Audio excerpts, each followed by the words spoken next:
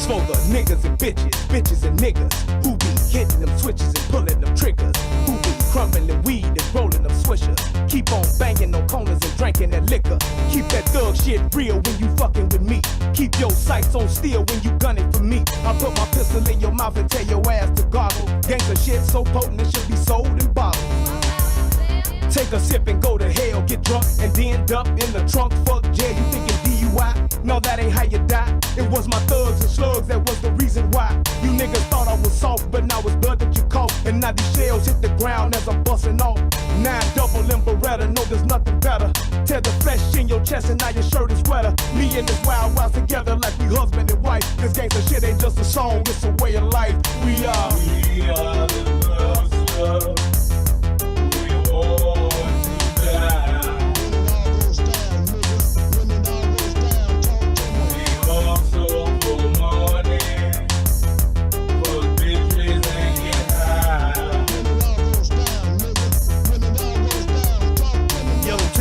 Share. Pussy niggas is dead. Hollow points tipped with lead, putting gaps through heads. That's what it be like when the street lights get to flickering. Niggas get to bickering and slugs get to tickling. We them niggas that just don't ask. We take your cash, transplant a foot in your ass. Right hand to your left eye. Hey, Mr. Tough Guy, when slugs fly, I guarantee your shirt won't dry. In times of peace, my niggas playing wars. Stack dope, sit mowing, then we bang wars. We been through gang wars. We bout that green, we bout that murder scene. Pull a tool that's sure to leave your shoulders clean. Cause when it all goes down, I got that heat. You was slow on the drawing, now you burn me. Because we are the thugs.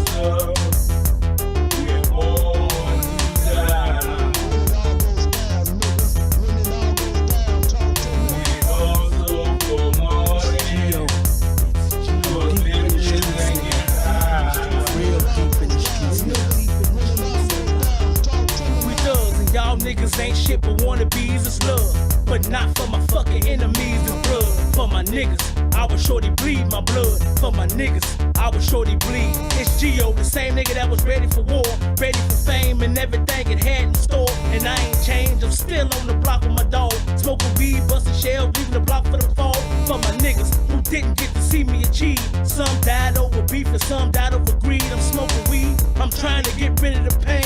Lord, please bless me to continue my thing. I'm from the streets, and it's been a hard knock life. I'm in it deep, and that's why I don't think nice. I don't sleep, and that's why I don't like lights. I hold heat, and that's why you won't blink twice. We are the thugs. We're born to die. We also for money, for bitches and get high. what y'all wanna bang with me, bust them things with me. You little bitch ass niggas can't hang with me.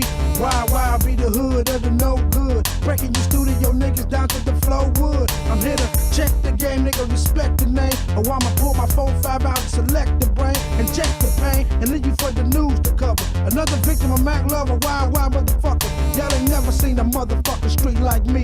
Ballin' from the Midwest, bringing heat like me. So niggas make way, cause I'ma bring it to you hard. No mercy on your mark, so bow down to my facade and feel the pressure. A real thugs from the streets, we do what we wanna do. Nigga, fuck the police, I'm the mouth of madness. Bringing the pain and the sadness, I be the baddest. Smoking niggas to the ashes, Alpha and Omega. Spitting raw from Thug Data. Dark as Darth Vader with the strength of the creator.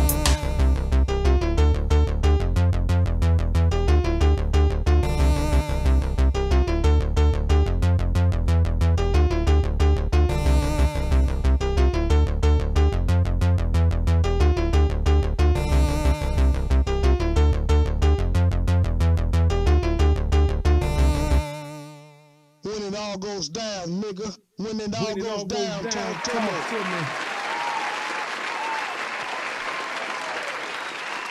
Let's do this. Yeah. I don't ever remember. Y'all know I like know y'all, this. right? But I'm out here in these YouTube streets. So I want you Yes, to get your indeed. fingers. I don't know what you're doing. I want you to right get now, your but mouse. I want you to check me out. And I want you to check me out. Get ready to do this. It's the relationship rehab. Like, share, and subscribe. We coming at you live. So come on, let's take a ride. Then subscribe. to United Guns of America. Just click that link and listen up to what I'm telling you. It's the relationship. Click that link right now. You know what I'm saying? It's your boy Brian Revin, and I just want y'all to subscribe to my channel. You know what I'm saying? I want you to let me know what you think. I'm gonna talk about some things, you can talk about some things, and we can do our thing. You know what I'm saying? I mean, it's all about having a conversation, right? I mean, if we can't talk to each other, then, I mean, what are we really here for? I want y'all to be able to just come over to my channel, talk to me about what's going on with you, and I can tell you what's going on with me, and we can build some things, you know what I'm saying? That's all about growth, baby. So click that link, go ahead and swipe on your phone, whatever you gotta do. Share my content. It's just get me out here, baby. Cause we just talking, you know what I'm saying? It's like, I like doing what I'm doing because it's about the people. It's about us having a conversation with each other. It's about us discussing whatever needs to be discussed. And on these YouTube streets, this is the best place to do it, baby. Y'all looking for me. Like, share, subscribe. Here I is. Click the link. Click the link.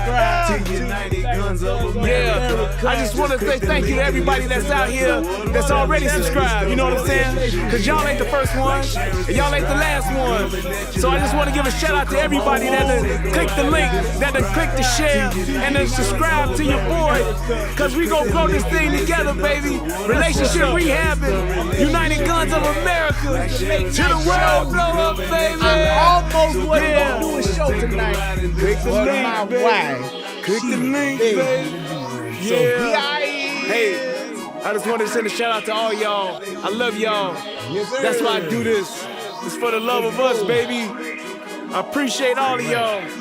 All right, y'all. We gon' do this thing. We gon' do this thing right here, baby.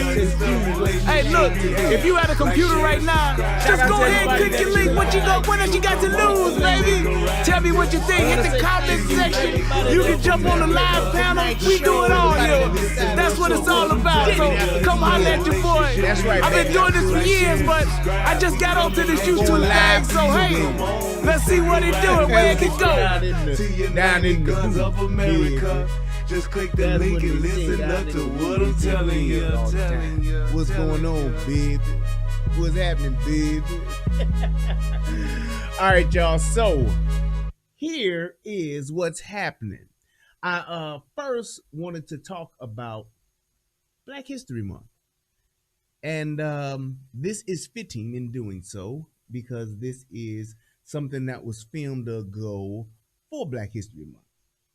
And it's posing a pretty good question. And let me first and foremost give a shout out to the guy, what's his name, Anthony O'Neill, for doing this video. Shout out to him for that.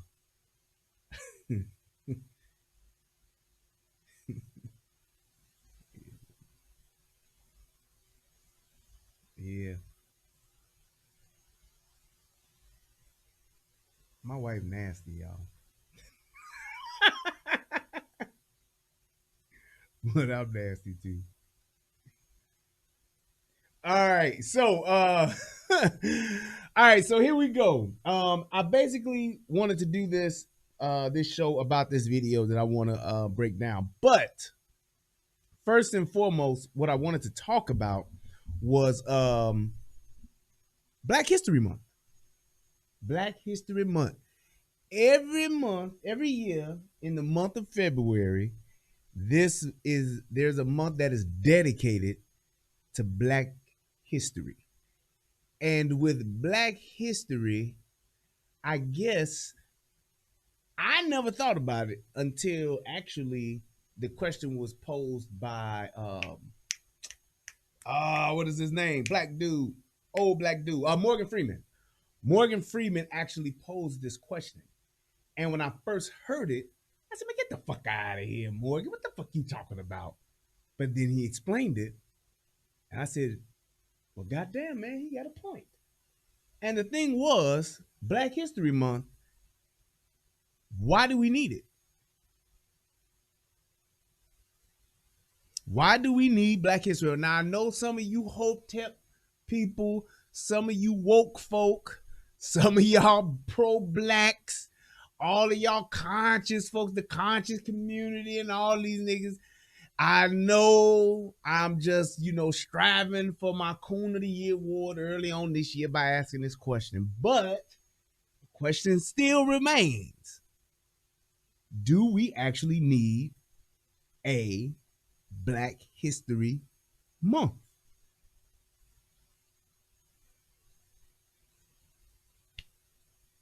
And I said, well, damn, why do we have a Black History Month? Now, as a young man in my younger years, I was what you would consider a pro-Black. I was a militant. I love Nat Turner, Malcolm X. Shout out to my auntie Dep. We used to always talk about Black history stuff. She was definitely always helping to educate a brother on the Black history stuff. I love her for it. But as I got older, as I got a little more wiser, a little more stronger, shout out to myself. But as I got older, I said, is this something that we really need to have? And I could not defend it. I could not defend it. Because when you look at other races, when you look at other cultures, nobody has an official month to celebrate their history. Here's why you shouldn't have one. Because your history should be taught by your people.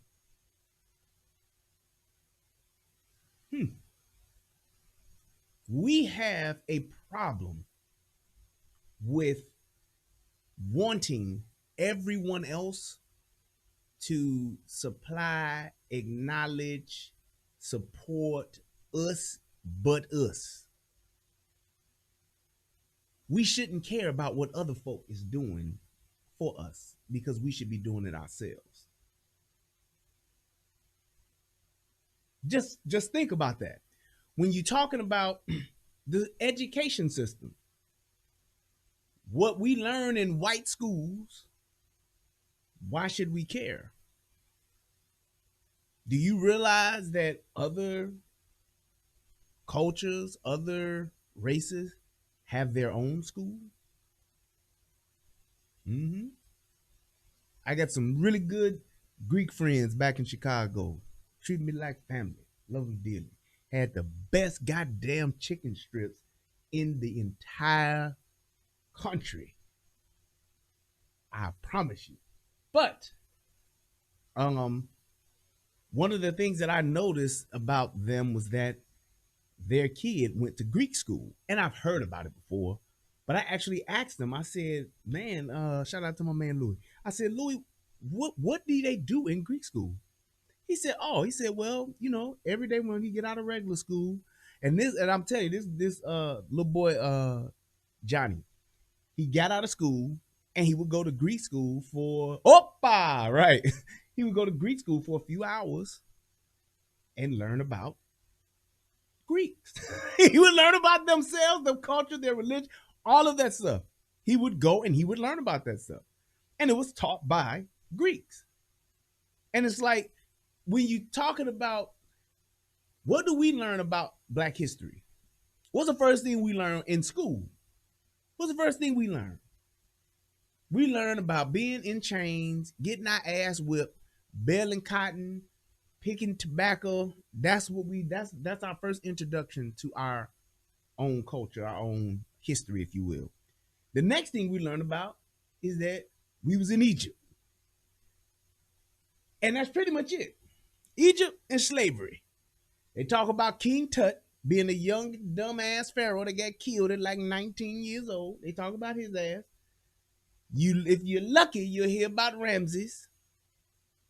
And then it's y'all motherfuckers brought over here in these boats. Y'all was put out here to work until the white folks decided y'all niggas shouldn't be working like this no more. Then y'all fought in this goddamn war. Abraham Lincoln said, all right, I'm going to free you niggas. And that was it. That's pretty much what happened.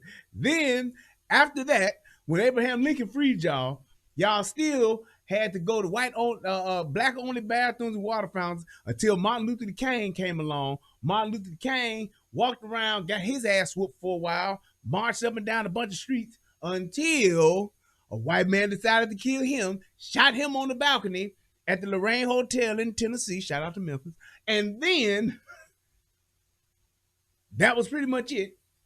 Meanwhile, Malcolm X, who was a militant black man, he was by any means necessary. He took a picture with an AK-47 standing looking out the window, and he got shot too. We don't know who shot him. They were shot by the Nation of Islam, the NOI, Farrakhan, all the niggas knew about it. But we don't know who shot him, but he got assassinated too. And Spike Lee did a wonderful film about it. And then that's pretty much it. Next thing you know, niggas is in the Olympics. You see they fist up in the air where they shared a pair of black gloves because they was too broke to get a pair of black gloves apiece. They shared them, and that was pretty much black history until the riots came in Detroit, Chicago, and Watts. Did I not just sum up black history as we know it and are taught in our school system? Somebody tell me if I left something out. I forgot. There's two other things.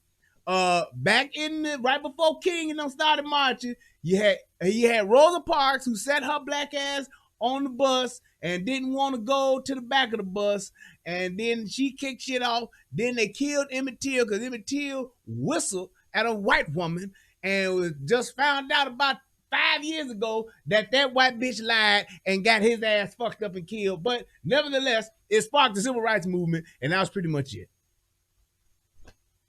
I think I did a pretty good job, right? Class dismissed. Black history in the school system could literally be taught in about 2 class sessions.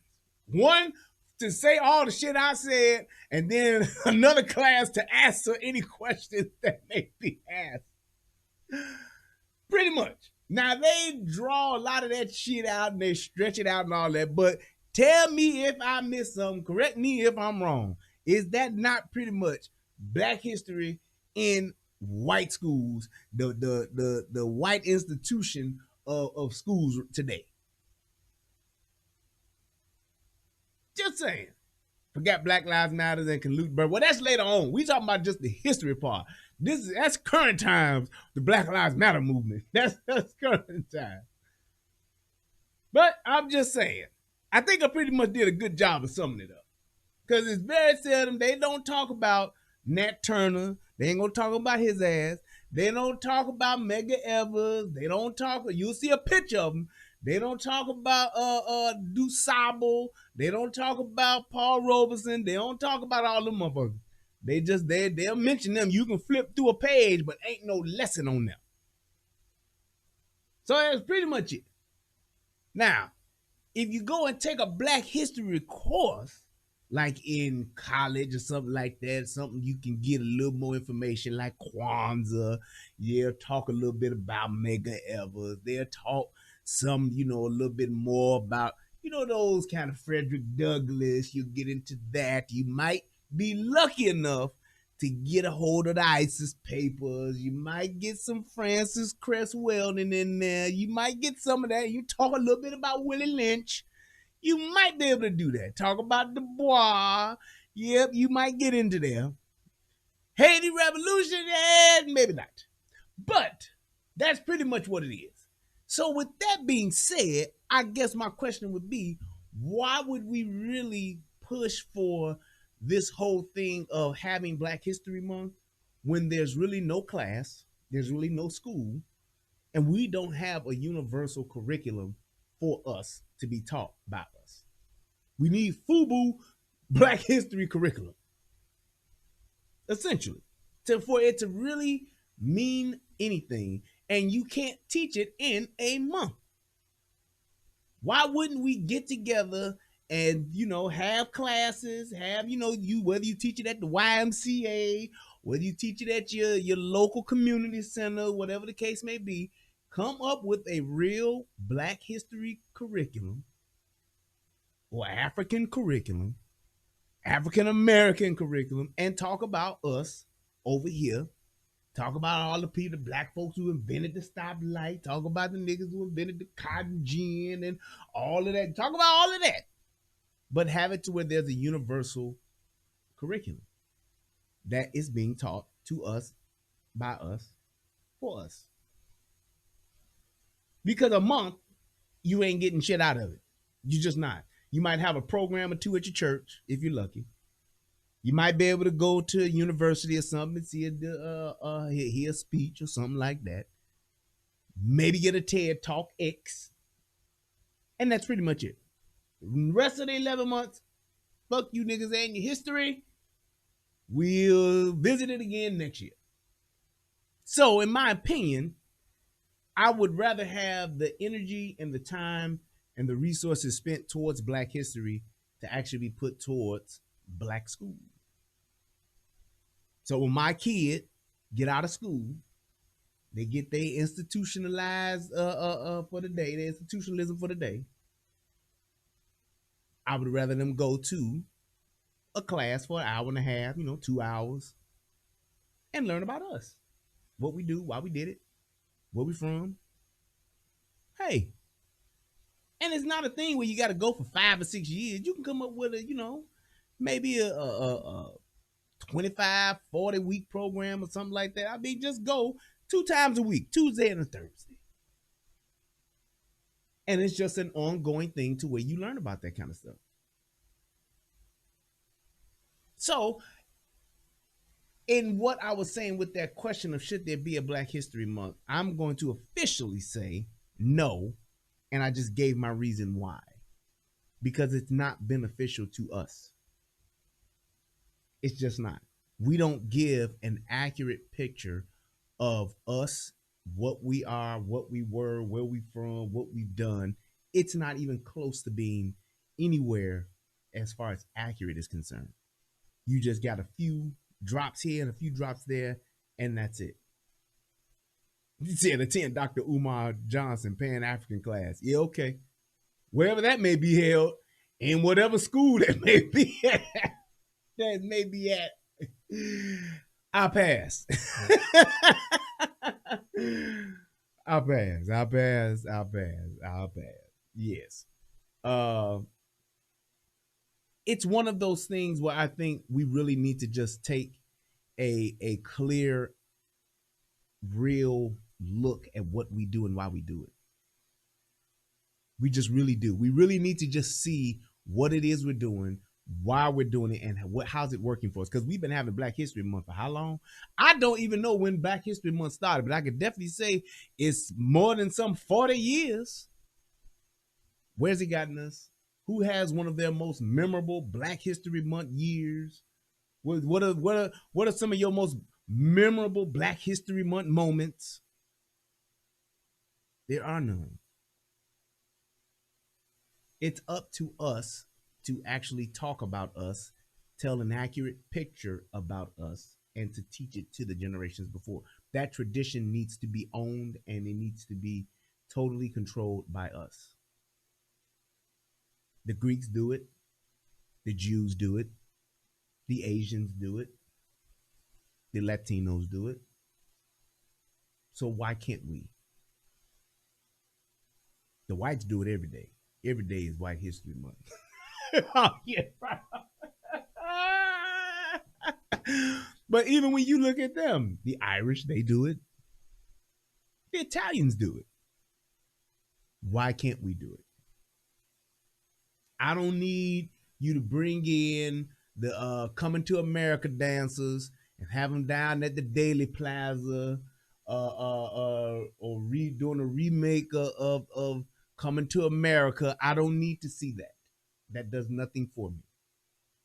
I don't need to see the African twerk dancing that they done brought over from Nigeria and they done brought over from wherever else, where ain't nothing but a bunch of black women popping their ass and shaking their titties, wearing a bunch of gold and some long color. I don't need to see that. It does nothing for me.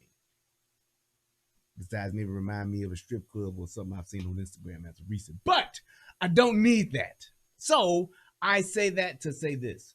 Why can't we just do those things that we need to do so that we can actually learn something, so that we can actually have some type of idea of our history, even though it's very difficult for us to connect to Mother Africa, but we could still have some type of history that is learned as far as accomplishments, things that were done, things that we believe, and things like that, so that it can be passed on for tradition's sake. Wakanda is real. Didn't you see Kamala Harris do this? See? Didn't you hear T.I. say Wakanda? Come on, man. If Wakanda ain't real, why would Kamala Harris say it? And why would T.I. say it? For real, the rapper 1000, you tripping. You tripping. Wakanda is real. G. Okay, so no, it's not, niggas. I don't want to leave that out there because these niggas be like, see, it is. Even Relationship Rehab said it. No, he didn't. Wakanda is not real. Wakanda is not real. Dry land is not a myth. Wakanda is not real. So with that being said, let's go ahead and listen to my favorite part of the show, and then we're going to get into the breakdown of this video. Federal law allows citizens to reproduce, distribute, or exhibit portions of copyrighted motion pictures, videotapes, or video discs under certain circumstances without authorization of the copyright holder. This is called fair use and is allowed for purposes of criticism, news reporting, teaching, and parody, which doesn't infringe of copyright under 17 U.S.C. 107. But let me tell you about this wine real quick. This is a sweet red wine, but it has like some type of, it's like chocolate infused in it. So it really, honest and truly, tastes like you get the cherry and the sweet red. You get all of that, but then you also get a hint of it's like a Tootsie Roll. That's the best way to explain it. That's the best way to explain it to me, and that's the best way I can explain it to y'all. So it's like a red wine, a sweet red wine with like a Tootsie Roll in it. It's good, and I cannot wait to taste this wine with a cigar. I just cannot. Oh my goodness. Yes. All right. Whew. All right. So now let's go ahead and let's do this. So this guy that you see right here, his name is Anthony O'Neal. And what Anthony O'Neal did about a year ago in Black History Month, in honor of Black History Month, it does, I can't remember the name of it. I get it. I can get it. Yeah, but I don't know the name of it right now. But this is he did a video about this, and he asked the question, do Black people play the victim? Now, when I saw the question, first thing I said was, hell yeah, they do. I just did because I know niggas. I'm sorry, but that's what it is.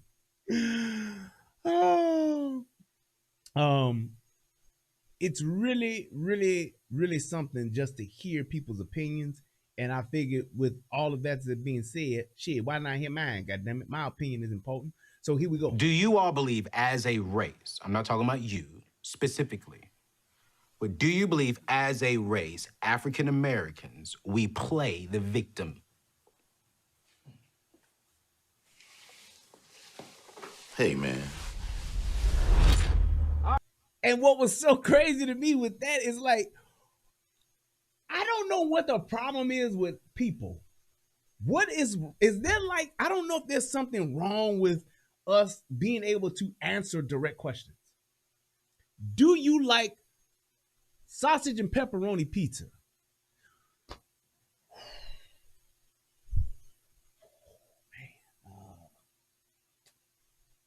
Shit.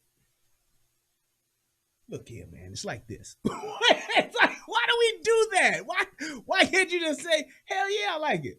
Now, people will say, well, it depends on who making it. That ain't what I'm asking you, man. We don't have to get into the specifics of it. Do you like sausage and pepperoni pizza? It's a yes or no question. But when we're asked direct questions, we go into this, well, that depends. I hate when a nigga says that. I hate it. I hate it. I hate it. I hate it. If I ask you, hey, man, do you like the Bears? Don't go into, well, I'm more of a Cubs fan, but the Bears, the 85 Bears, I love it. No, man, just tell me if you like the Bears. Hey, Brian, do you like the Bears? Yes, I do. I'm not happy with their current state, but yes, I'm a Bears fan. It's like, yes, K-Man, because some of us don't want to be honest. Why are we so, we insist upon not answering direct questions? And it's like with me, one of the things that I've done, I don't play that shit no more. I don't give you time to formulate some bullshit ass answer, bullshit ass response, or some type of, I was trying not to cuss y'all, but it is what it is. I'm not giving people the time to do that shit anymore. I will literally cut you the fuck off. You may think I'm rude, you may think whatever the fuck. I'm not gonna let you bullshit me with an answer. If I ask your ass a direct question, motherfucker, answer this shit. And I don't want to hear that, you just don't like my answer. No, motherfucker, it's a black or white question.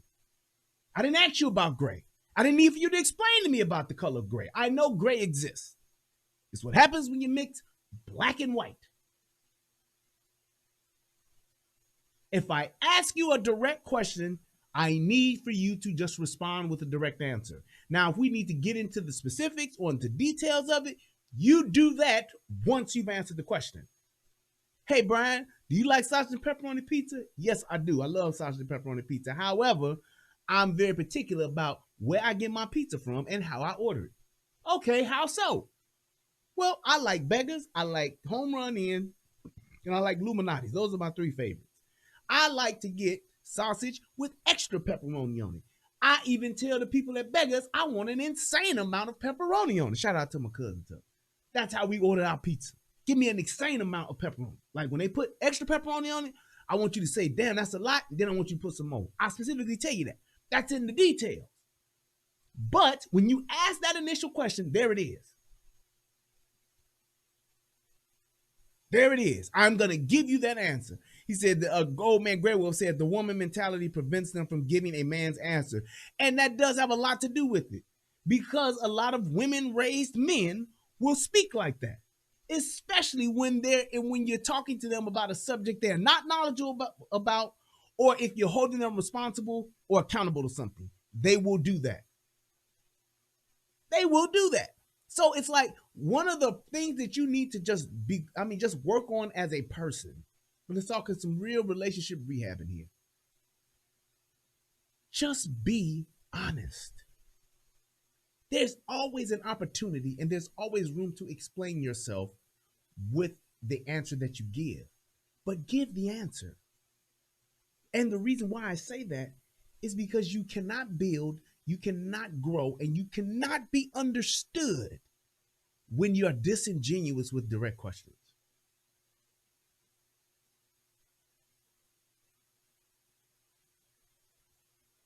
Just hear that. Let that settle in for a minute. When you're not honest, you cannot build and you cannot be understood. People won't get what you're saying. They won't feel you. They won't understand what you're talking about. They won't ever get there because your inability to be genuine in an honest answer. It's okay to just say what it is that you feel in the moment about that question. And once you do that, if you feel as though you need to further discuss, further clarify, give more details, you can do that. But answer the question first. And people get so caught up in, well, I don't want to answer it that way because then they might think this or they might think that. And a lot of women will do that. They will try to outthink the answer, the question that you're asking them by trying to figure out what the answer is and then trying to go around the answer. They'll do that. You ask them a direct question and then they'll say, well, he wants this answer. So if he wants this is what they do. If he wants this answer, or if I answer it this way, then that's going to prove his point. So let me answer the opposite of that, or let me just veer off a little bit into this part of the answer or the question. Then I won't answer the actual question that he asked. That's where they'll get to. And they'll do some side shit. You ask a woman, how old are you? Now, what they don't want to say is that they're 36. So then what they'll say is, let me pull out some old adage shit and just say, a woman never tells her age. Or I'll answer his question with the question, why you want to know my age? Or they'll say something trying to be coy. How old do you think I look? Or they'll just flat out lie. I'm 29. And they'll factor in all that shit right then and there. Because they don't know where you're going, but they know you're going somewhere. So let me try to outthink that shit.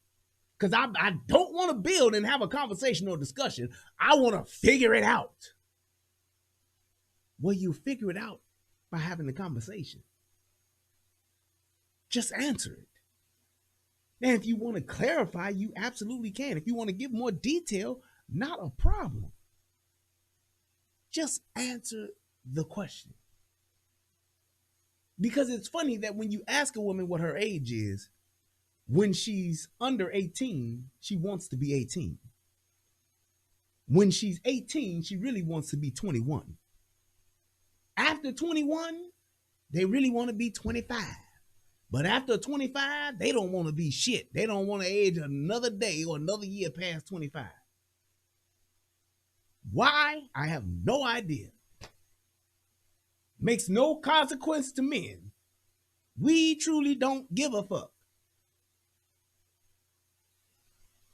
We don't. We don't care. After 25, women don't want to say shit. They want to be 25 forever. Why? I have no idea. If you take care of yourself, your age ain't gonna matter nan bit. People say to this day, I don't look my age.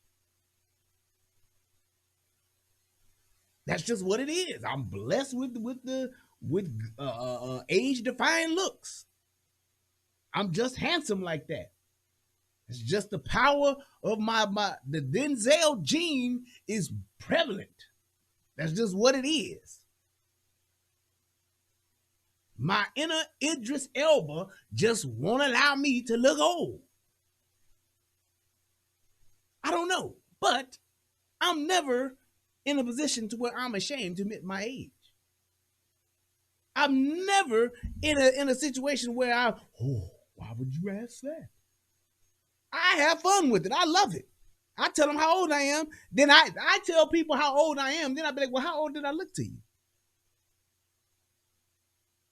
Actually, it's 38% Denzel is in that.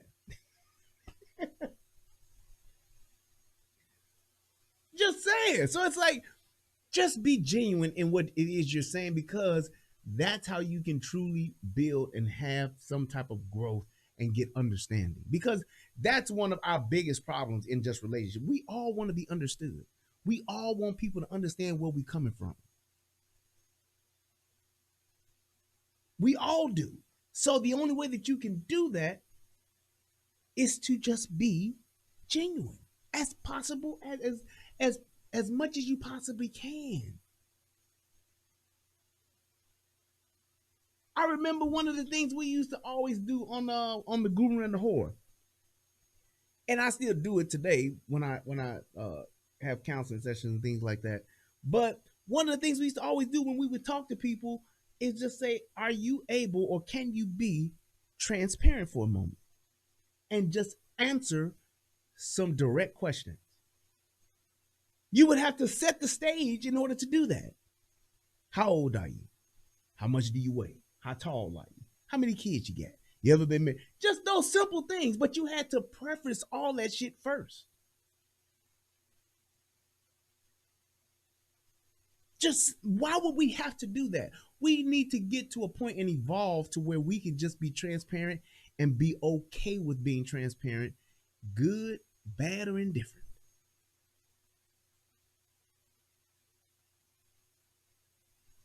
That's it.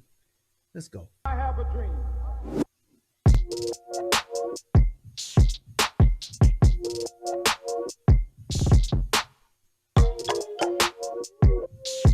In honor of Black History Month. Yes. That's what this is. 2021. Y'all look so serious right now. Yo, if you can just say your name and what you do, and we'll just go down that way and come down this way. Cool. My name is Joel. I am 28 years old. I work for a fitness company called D1. My name is Mignon Francois, and I'm old enough to be Joel's mother. I am the founder and CEO Why does she need to mention it? But it's cool. Of a cupcake brand, the Cupcake Collection. And I'm Ricky Fletcher. I'm 29, and I do business development for a healthcare IT company here in Nashville. I am Tasha Andrews. I'm 34 years old, and I am an HBCU administrator. She's stealing money. I ain't shit. I know it. I ain't shit. Them HBCUs be getting that guap, baby. I know she got the Chanel and she got the Prada and the Gucci and all that. And it's all on the black colleges. Thank God Trump giving them some money, so they. Oh, let me stop. I'm just bullshit. My name is Sean Davis. I'm a man of a certain age. I'm a restaurateur and. Why, brother? Why, my brother? Why would she have to do this? Owner of the brand Big Shakes Hot Chicken. Big Shakes My Hot name Chicken. is Simone Park, and I'm the owner of Heart for Hair Salon. My name is Christian. That means she do hair, ain't got nails, she do hair and nails. That other nigga fried chicken. All right, let's keep it 100. 30 years old. I'm full-time in ministry as a youth leader and a creative director and kingdom builder. That nigga works at the church. Okay, so we got everybody's position in their walk of life. We got a dude that's a fitness guy. We got the cupcake lady. We got the lady who's the other guy who's working in IT. We got the other lady who is actually stealing money from the HBCU. We got the nigga that's frying chicken. Then we got the who was the other person in the middle? I'm just saying, the hair. We got the hairdresser, and then we got this nigga here, the dude that work in the church in the youth department. Youth pastor. There we go. Love it. I love it. So let's get straight into it. I'm going to ask you, I'm going to say one word, and you can only give me a response in 4 words. What does wealth mean to you?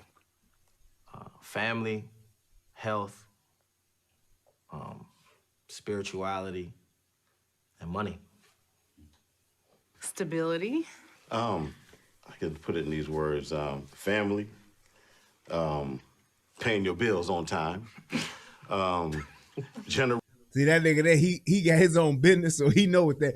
And that nigga probably got the most money out of all of them. I just saw Windy City Native said that last dude broke. That nigga that got us frying that chicken, I bet you that nigga making the most money out of all of them niggas. I'm just saying. And the cupcake lady. I would say that too. Cupcake lady, the nigga that's frying chicken, and the hairdresser too. They probably getting money. Generational pass-throughs to your kids, right? Wealth means just freedom. Yes. My definition of wealth is financial freedom. Financial freedom is what family and all of that shit. Yes, it's all wonderful. That's the political answer. But if you are wealthy, you have financial freedom. Yes, your family being intact, your family is healthy. Freedom means to do whatever the hell you want to do financially. You have the means and the to do whatever it is that you would like to do as far as your lifestyle is concerned, just for you. Not matching it up to nobody else. You ain't got to be able to do what the Migos is doing. You ain't got to be able to do what Jay-Z is doing. But the lifestyle that you live, or the lifestyle that you want to live, you have the financial freedom to do so. That means you can afford it to do whatever it is that you want to be able to do. That's exactly what that means to me. My financial freedom. I'm wealthy because I am able to do whatever it is that my lifestyle and what I have in my lifestyle dictate. I'm able to afford it, and I'm able to do it at will. So being able to say I can hop on a plane right now and go to Cabo for a week and not miss a beat, that's financial freedom. Be able to say I want to go buy me a new car today, that's financial freedom. That's just me. Now, that can work for any other. It can work for different ways, the other however you look at it. If you a sneakerhead, if you are a shoe whore, you like red bottoms and all that type of shit. Yeah, you can afford it. You can provide yourself with your own lifestyle. You living under your own. You got your own, and you can do the things that you want to do. You got financial freedom. And to me, that is being wealthy, in my opinion. Rich could just be, hey, I just got a little money right now, and I can do what I want to do, but I just hit the numbers and just won $20,000. You rich. Because money you didn't have, and there's a windfall of money that you got. You rich. Wealthy, that means I got streams. It's here. Not the borrower. That's a good one. That was really good. For me, it's the ability to decide. Ooh. Yeah. I think independence, the ability to decide, to do what you want to do, create. Why you gonna steal her shit, bro? The ability to decide. Financial freedom. Do what I want to do, say what I want to say, live how I want to live, play how I want to play. It's kind of like the Addams family. They wealthy. Gotta be. What you want to do, really live out your own ideas. Love it. When I hear the word wealth, I think about wisdom, success, family, and education. I love it. I love it. And One more. eyebrows. Let's go deep. Them ones are deep. Now we going deep. Let's go deeper. Let's go deeper, dog. I feel And anyone can take this. Anyone can take this. When you think of this word in 4 words or less, what does it mean to you? Privilege.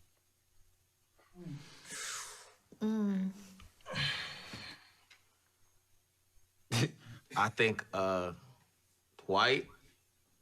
I think American. I think crazy, rich, and entitled. Privilege, to me, I guess I think of favor, right. Well, it's kind of like the opposite. A right is something that you're born with, but I think privilege is just favor. Chosen. You're, I don't think, I guess it's because of not necessarily how I'm wired, but because of just the rewiring that has taken place over the past maybe 8 to 10 years. Because a lot of people instantly do think privilege equals white because they hear the word white privilege all the time. But now for me, when I hear privilege, I think of favor. You in the in crowd, because I am a person that believes white privilege does exist, but I believe black privilege exists. I believe Hispanic privilege exists. I believe Asian privilege exists. I do. I truly believe that there are people that have privilege. And I believe everyone to some degree has privilege. Every group of people, there are people, you got privilege just based on relationships. People that you know. I can't tell you how much shit I've gotten. I can't tell you how much access I have gotten based on relationship, which has afforded me privilege.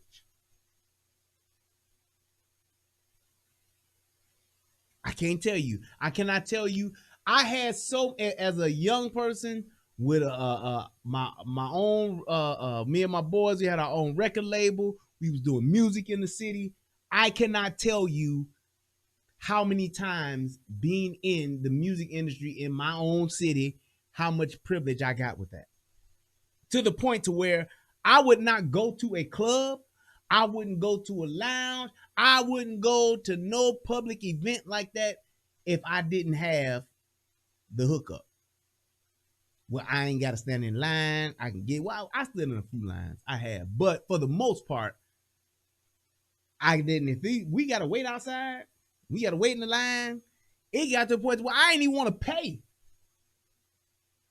Nigga, I'm Sonny Backs. What the fuck you mean? This Wild Wild Records up in here. Y'all better move the fuck out the way. Even when I was in Memphis, Nigga, I was in Memphis riding off that shit. I was in a club with what's the nigga name? Oh shit. Quentin Richardson. I'm in a club with Quentin Richardson and all these niggas.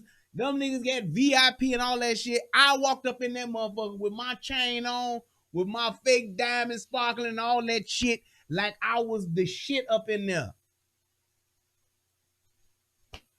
Privilege.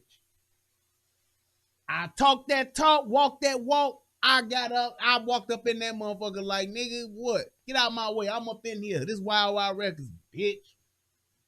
Me and my cousin, shout out to my cousin Sean, partying. Sonny Batts, B-A-T-T-S. S-O-N-N-Y-B-A-T-T-S. Yes, that was my rap name. But there is privilege amongst us all. Your kids got privilege with you. It's favor. It's just one of those things. Privilege is based on relationship. Privilege is based on those that are like you. It just is. When you get the hookup somewhere, that's privilege. I will never forget when I was in we was in Jamaica. We were in Jamaica, kicking it. Love Jamaica. I love Jamaica. Jamaica is a fun place, good food, incredible weather. If you ever get to go to Jamaica, go to Montego Bay. The weather is beautiful. Now, don't be going all, I don't do the go off the resort type of thing. I stay on the resort and only go places that the resort is taking me, so I can make sure my ass get back. I done drove through where it's all fucked up at in downtown, whatever that is, in Montego Bay or whatever. Ain't been to Kingston, won't go to Kingston, don't need to go to Kingston. I've seen enough of Kingston from the movie Belly. I don't need to see no more of it.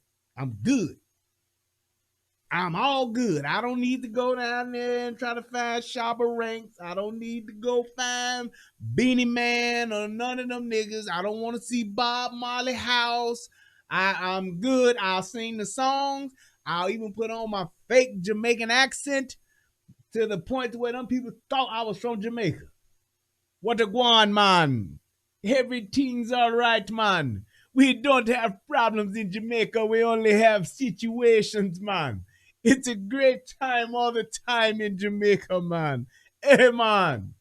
What a guan. Wow. That's me. I'm just saying. But we getting on the bus, getting ready to go to, were we going to Rick's Cafe? I can't remember where the hell we was going. We went a few different places. But we getting on the bus. The black dude, Jamaican dude, he says, hey, man, I want all of you guys to sit in the front of the bus. We're putting the white folks in the back today, man. Laughed my ass off. Privilege. Like, motherfucker, we're putting them in the back today, man. I was like, all right, man, whatever. I want all y'all niggas sitting up front. It is what it is. Just saying. So there is privilege. It's favor. It's a thing to where if you want to have, it's an advantage. I'm definitely going to give you that. But it's all about saying, it's all about relationship. The same type of privilege that everybody says white people give to white folks is the same kind of privilege that black folks give to black folks or can give to black folks. But one of the problems that we have, and I'm going to say this before we move along, black folks so worried about everybody else, and we fucked up too, that we will forego our privilege and as far as extending that privilege to each other, and we'll worry about other people. I ain't never heard as many niggas talking about Mexicans and the Mexicans over the border, the illegal aliens in this country. I've never seen or heard any other group talking about any minority group talking about how the Latinos and the illegal aliens and all of that, the dreamers and all of that shit, how much of an issue that is, and they're not even looking at their own situation. Niggas love to be worried about Mexicans. They do. They love it. Black and brown together. And then the minute you look at the Mexicans, and this ain't no slight to them, but you look at Hispanics, they Mexican first. You know, heard of America first? They Hispanic first. They look out for each other first. They take care of each other first. They do for each other first. To the point to where they will fuck us up to make sure that they shit stay straight. Did y'all see what happened in Chicago? When the Mexicans started putting niggas in, when they was rioting and all that shit? Them niggas literally got together. The citizens, the gang members, came together with their own citizens, their own neutrons. The gangs and the neutrons got together and they literally formed a line and told all black folks, your skin was this. Get the fuck out. We ain't having that shit here. Wouldn't let some niggas go to work. Niggas couldn't drive down the street. Niggas was at the stoplight getting their cars fucked up with bats. Them niggas was getting shot at. Niggas was getting shot. Just because of all of the rioting shit that was going on, they didn't want no niggas in their neighborhood. So any nigga that came in their neighborhood, they was at their head. Niggas had bats, niggas had sticks, niggas had all kind of shit. Guns, knives, all that shit. Y'all do know Chicago is the most segregated city in the country, right? Y'all do know that. So the lines are clearly drawn. But them Mexicans was on niggas' asses. Same motherfuckers that we be talking about, black and brown together. Yeah, we gotta look out for our Mexican brothers, our brown brothers and sisters. Them same motherfuckers was the same motherfuckers said, get your black ass off of our street, out of our neighborhood. Don't bring your ass over here to Cicero. Don't bring your ass down here to Cermak. Don't bring your ass over here. We ain't having it. Yes, over there at Midway, they wasn't letting none of them motherfuckers over there. Turn your ass around. I don't give a fuck if you got to go to work. You ain't going to work today. I shit you not. You ain't going to work today, homie. Get the fuck out of here. We ain't on that shit. Ain't mad at them. Y'all protecting y'all hood. Y'all don't know what niggas was on, so y'all shut it down. It's your neighborhood, your community, fine. Why can't we do the same thing? Mexican privilege. Definitely a feeling of empowerment was not deserved. Definitely a feeling of being in control of the unknown and just knowing that you are, cannot be touched in a way. White is another word that comes to mind. Supremacy, a whole lot of words, but, just that feeling of being powerful. Anybody else? Yeah, I would say white America silver spoon would be. White America silver spoon. Wow. Wow. White America silver spoon. This is what's disturbing to me about this. We have got to get to a point to where we change our mentality. And a lot of times changing your mentality means to not acknowledge or to forget or to not think about. There's some things, well, not forget about, but don't give energy to certain words, certain issues. Just saying. The Ku Klux Klan, in my opinion, at some point, some level, somewhere, is probably still in existence today. There are still some members in the Ku Klux Klan. However, because of the progression of people, culture, society, what they used to do, they can't do it the way that they used to do it anymore, which diminished their power to the point to where ain't nobody worried about or thinking about the Ku Klux Klan. If you see the Ku Klux Klan standing on the street corner, you ain't scared. My spoon wasn't a spoon, it was a plastic spork. I'm just saying, ain't no silver spoon in my mouth. I had a spork. But I'm just saying, that's what happened. Now, maybe you want to go back 60 years? The Klan was ever present and was able to walk up and down the streets with their shit on, didn't get no fucks. But they can't do that now. They were judges back then. See what I mean? They live there. They are now judges. No, they were judges back then. It ain't changed.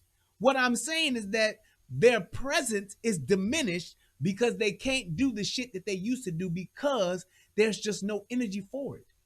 There's no acknowledgement to it. Ain't nobody scared of the Klan no more because it's GDs and BDs out here in these streets. I'm scared of them. I'm scared of them conservative vice lords over on independence, nigga. That's what I'm scared of. But I'm just saying, because things have changed, then there's certain things that just there's no fear with it anymore. There's no concern with it anymore. Nobody really gives a fuck about the Klan. Could they still be around? Are they still judges? They still clerks? They still in the church? They still working? Yes, they are. But they're doing their own thing because they don't have that energy and that presence anymore to where they can be out doing what the fuck they want to do. And if they do go out, don't nobody give a shit. They ain't gonna do shit to me. When was the last time you seen the Klan whooping a nigga's ass just for the sake of whooping a nigga's ass? You don't. Now, when was the last time you seen a nigga whooping a nigga's ass? Shit, nigga. Let me go look outside my door. Let me click on my YouTube channel and see, or YouTube, and just type in fight. Fight. They were always the police. They were ever present. Was back then, still are now. But it's way more black police than it is now than it was back then.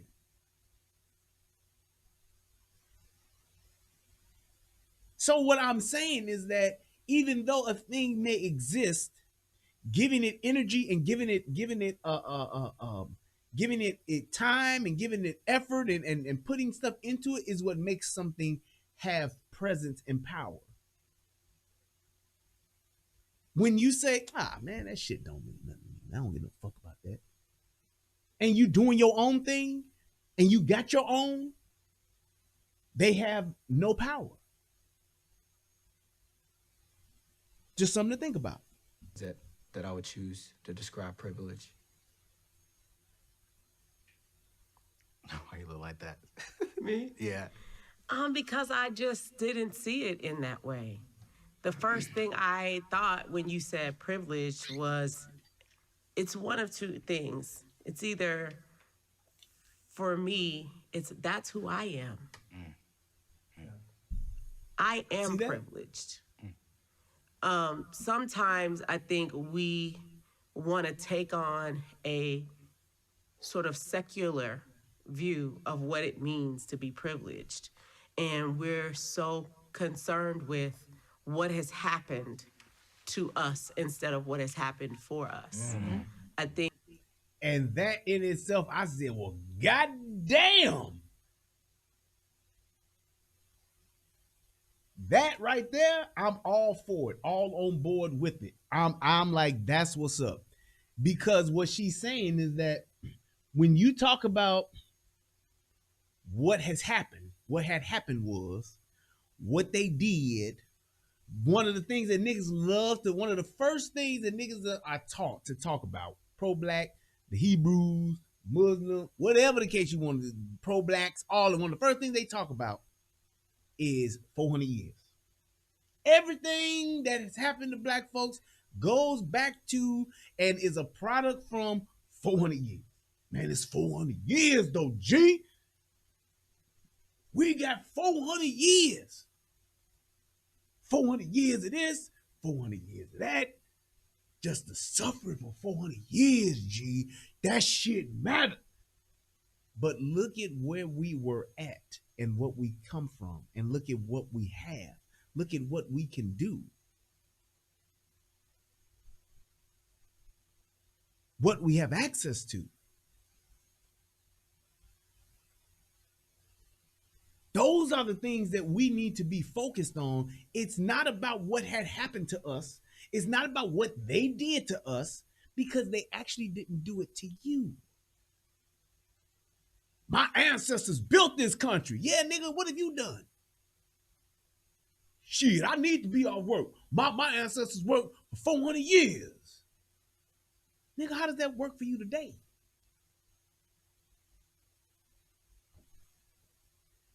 That's where we need to get to, and we need to understand and just literally accept that.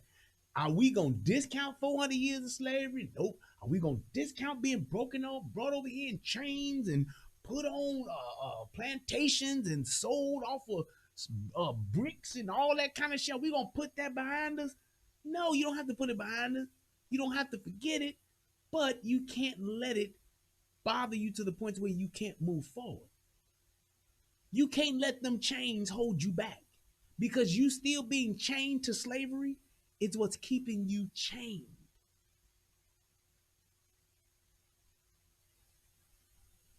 You still holding on to the chains of slavery. That is the very thing that has you chained.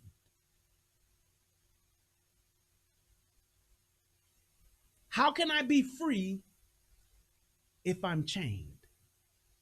How can I be free if I'm holding on to the chains of my ancestors?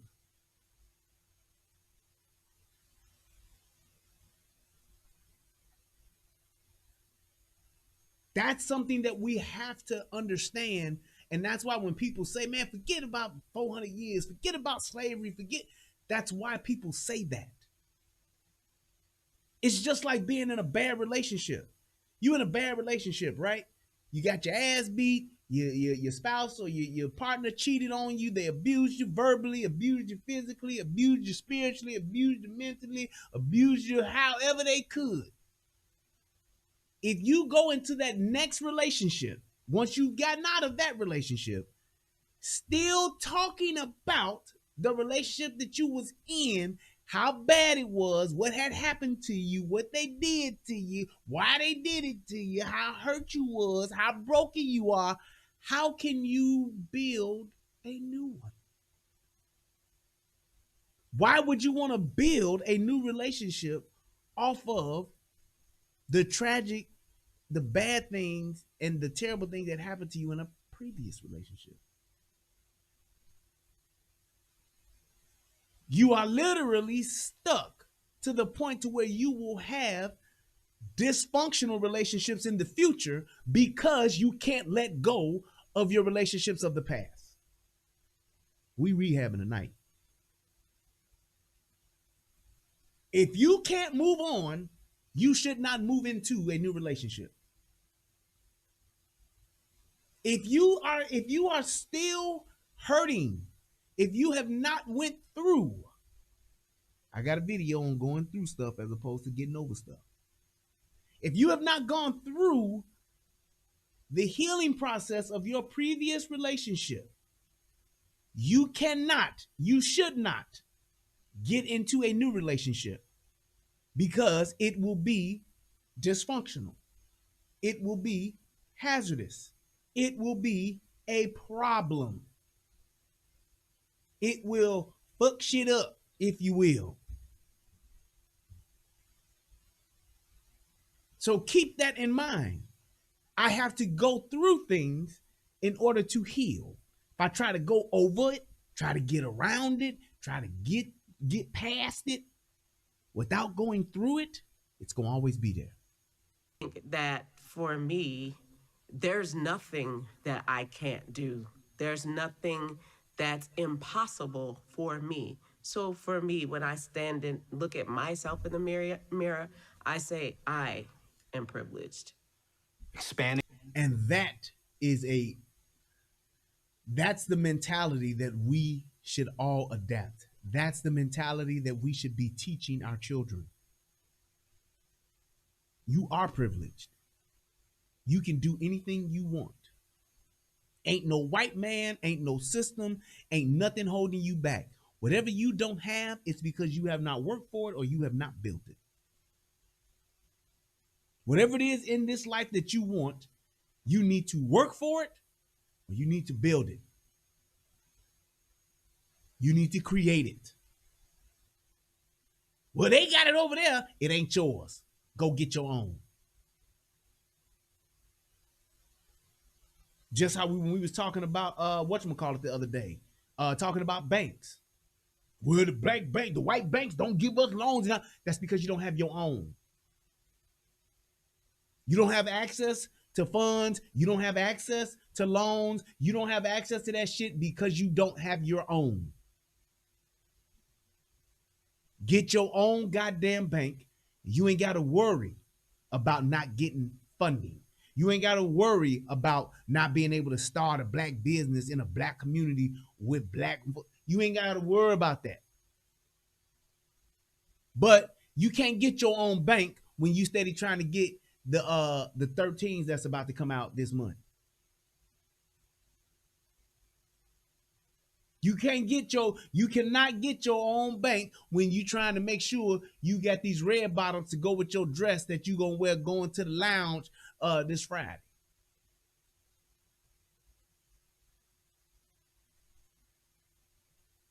That's what it is. That's the mentality that we have as far as the things we don't have is the reason is that we don't know and don't want to and don't expect to build it and create it for ourselves first.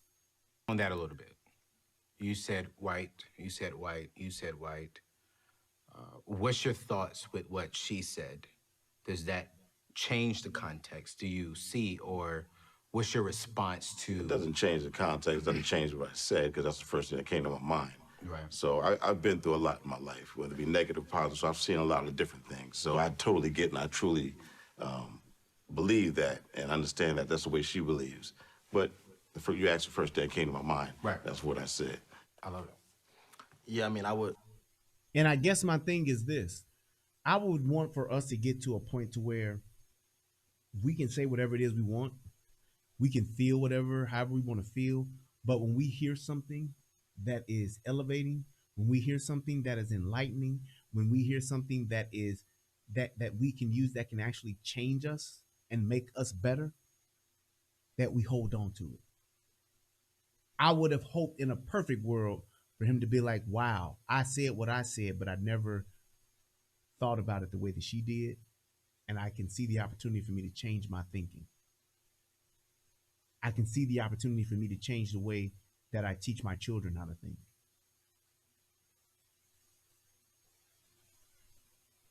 Windy City Live says, every time we get our own, they take it from us. I said Windy City Live. That's a damn show. Windy City Native says, every time we get our own, they take it from us. How?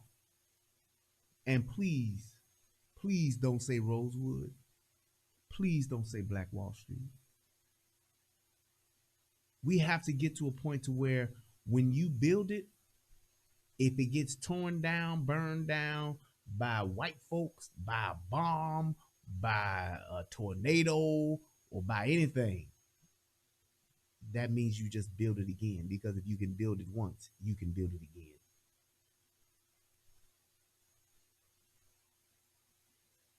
What happened in Texas when they had that flood a few years ago in Houston? Bunch of white folks got together, said, fuck waiting for the government. We about to get this shit back up and running our damn selves. They got together, they helped each other. Fucking J.J. Watt helped raise like $50-something million in a matter of days to help build back what was taken from a flood.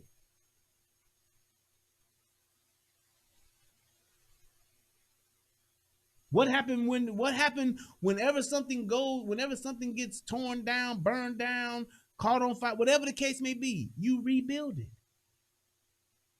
It ain't this, so it's not about who took it from you. They always taking stuff from us. Rebuild it yourself. Own it yourself. That's it. Back on that, I don't think the two things, I agree with her. I don't think the two things are mutually exclusive. Like he said, it's the first thing that came to my mind, so I was just speaking honestly. And also, while I do feel that all things are possible for me and that I can achieve anything I put my mind to, that doesn't mean that there doesn't exist a privilege outside of that. Like, you know what I mean? Just because I am capable of achieving anything that I want to achieve. Here's the thing. You got to stop caring about what other people have. If you see something that somebody else has and you want it, you shouldn't have the expectation for them to give it to you.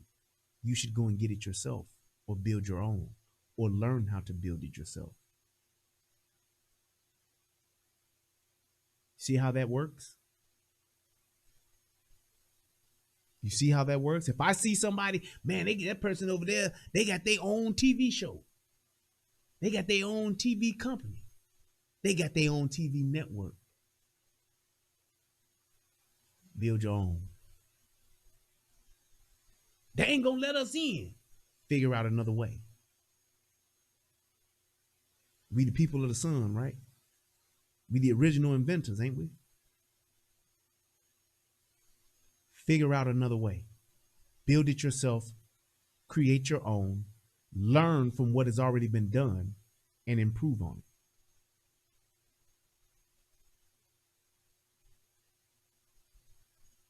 it. Doesn't mean that it's not easier for another race. You know what I mean? Mr. Chawa says banks, I guess, know which race is not a default liability.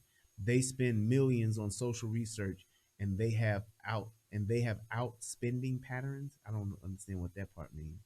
And then Tom Leach says, sure, but loans are backed by government buying the loans. And if they want the government to buy the loans, which they need them to do so they can keep lending, they follow their criteria. Build your own. If you're doing it yourself, you shouldn't have to worry about the government.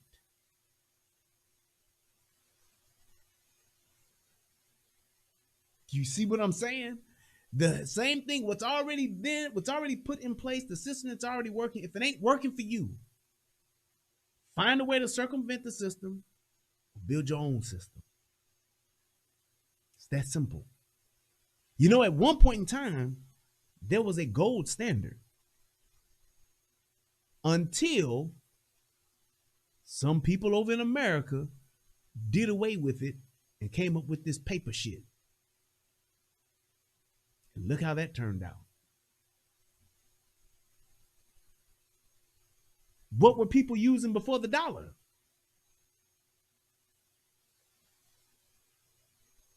What were they using before the dollar? Who came? Motherfucker, y'all realize that the dollar got made up? It's paper. People believe in a sheet of paper to the point to where they were able to do away with the gold and silver standard, which has been the foundation of all money.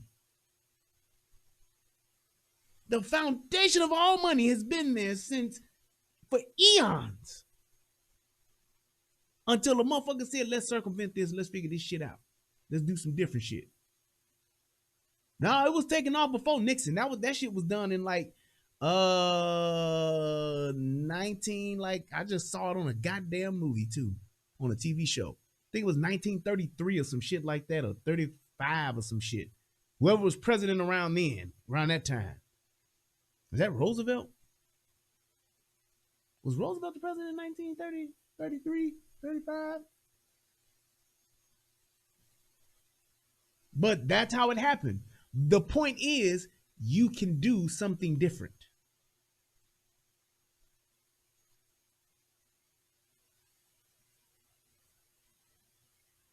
You can do something different and the shit worked. Eisenhower. Okay, there we go. Thank you. That's all I'm saying. So when you're talking about just saying where we at, what happened, what they did to us, that's all good and dandy. That's all fine. But there is another way. Oh, it was Roosevelt. Okay. Thank you. I don't think they're mutually exclusive. I guess when I said I am privileged, I wasn't taking it from the standpoint of what it means to be a Black woman. I understand privilege as a fair-skinned Black woman. For sure. You know, Absolutely. I'm a privileged, light-skinned, green-eyed Black woman. You know what I mean? And here's my thing with that. We do that amongst ourselves. We do that shit amongst ourselves. Black folks love to call it color struck. We give privilege to our own based on the color of their skin, the color of their eyes, the texture of their hair.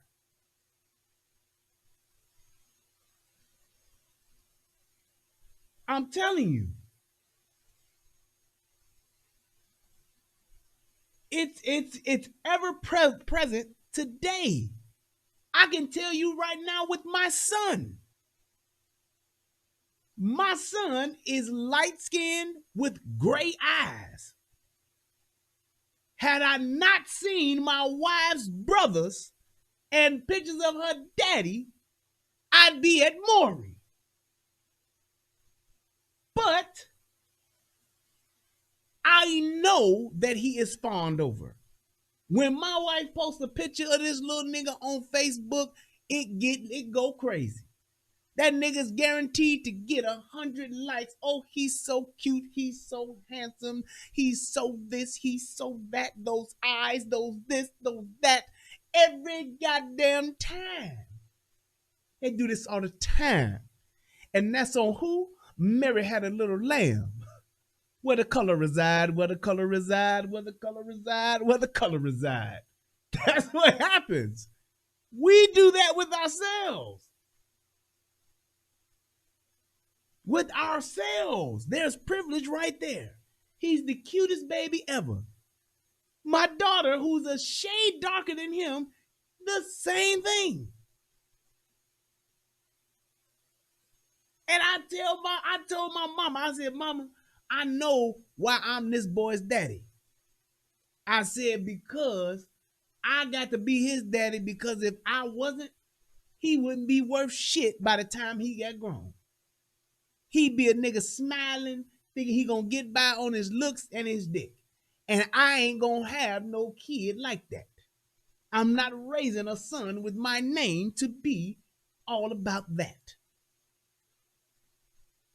I'm just not. He's gonna know how to do shit. He's gonna know how to take care of business. He will be a man and will be a man that can do some shit and get shit done. He gonna know how to handle business. Now, his skin color and his eyes might get him behind some doors or get him to backstage passes to some shit that us Redmonds probably ain't never seen before. And he gonna get to a different level, working the Patrick Mahomes angle. That's fine. I'm all for it. But I do acknowledge what it is. I know that he's going to get favor, privilege, because of his looks. Just like a woman who has a fat ass does. A woman with big titties. A blonde. A redhead. Same thing. A nigga with a six-pack versus a nigga who got a gut. A nigga who got a big dick and a nigga who don't. Privilege. Plenty of women will let a nigga do whatever the fuck he want to do because his dick 12 inches. And then a nigga with a 4-inch dick who say some shit they don't like, they the first ones to cop an attitude and to be like, nigga, please. Nigga, who you think you talking to? Same thing. That's privilege. Right. Vanessa Williams wouldn't have been half of the model and the celebrity that she is had she not had her looks. Brooke Shields.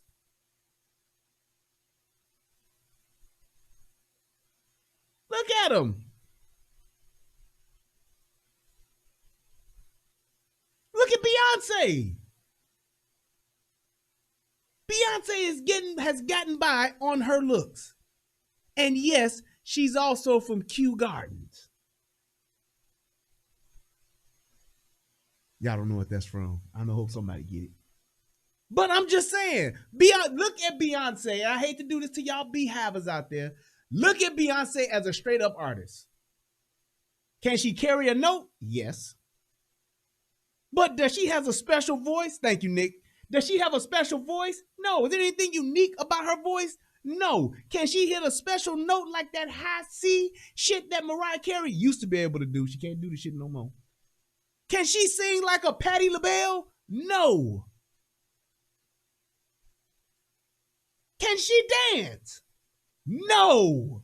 Look at every performance Beyonce has ever, and I ain't hating on her. Every performance Beyonce has ever done, that motherfucker is standing still, doing some kind of two-step with a bunch of frenzy, sparkly shit shaking from her. And she got 50 motherfuckers on stage doing all the dancing, the moving, and the shaking. She cannot dance.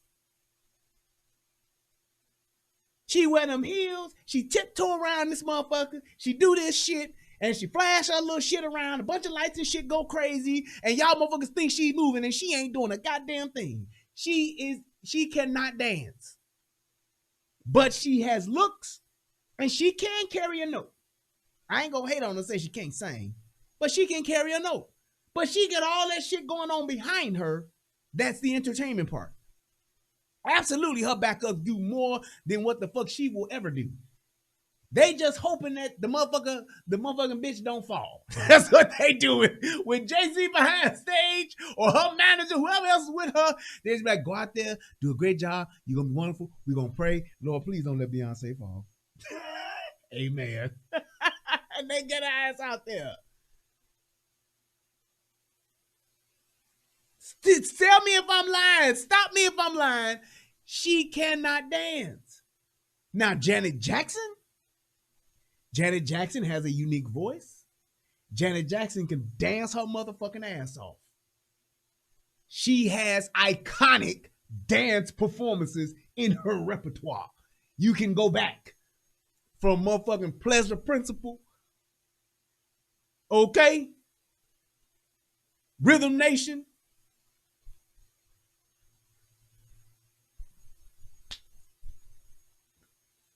Okay? Scream with her brother. Okay? I'm just saying, she actually is a true performer. She's not just an artist, she's a performer. Beyonce is just an artist. There's a difference. She can't do both. So I'm just saying that to say, hey, the privilege that you get is based on your looks. It's based on who you know. It's based on what you have. It's based on where you come from. That's it. You think motherfucking, what's the Obama kid's name? You think them motherfuckers ain't privileged?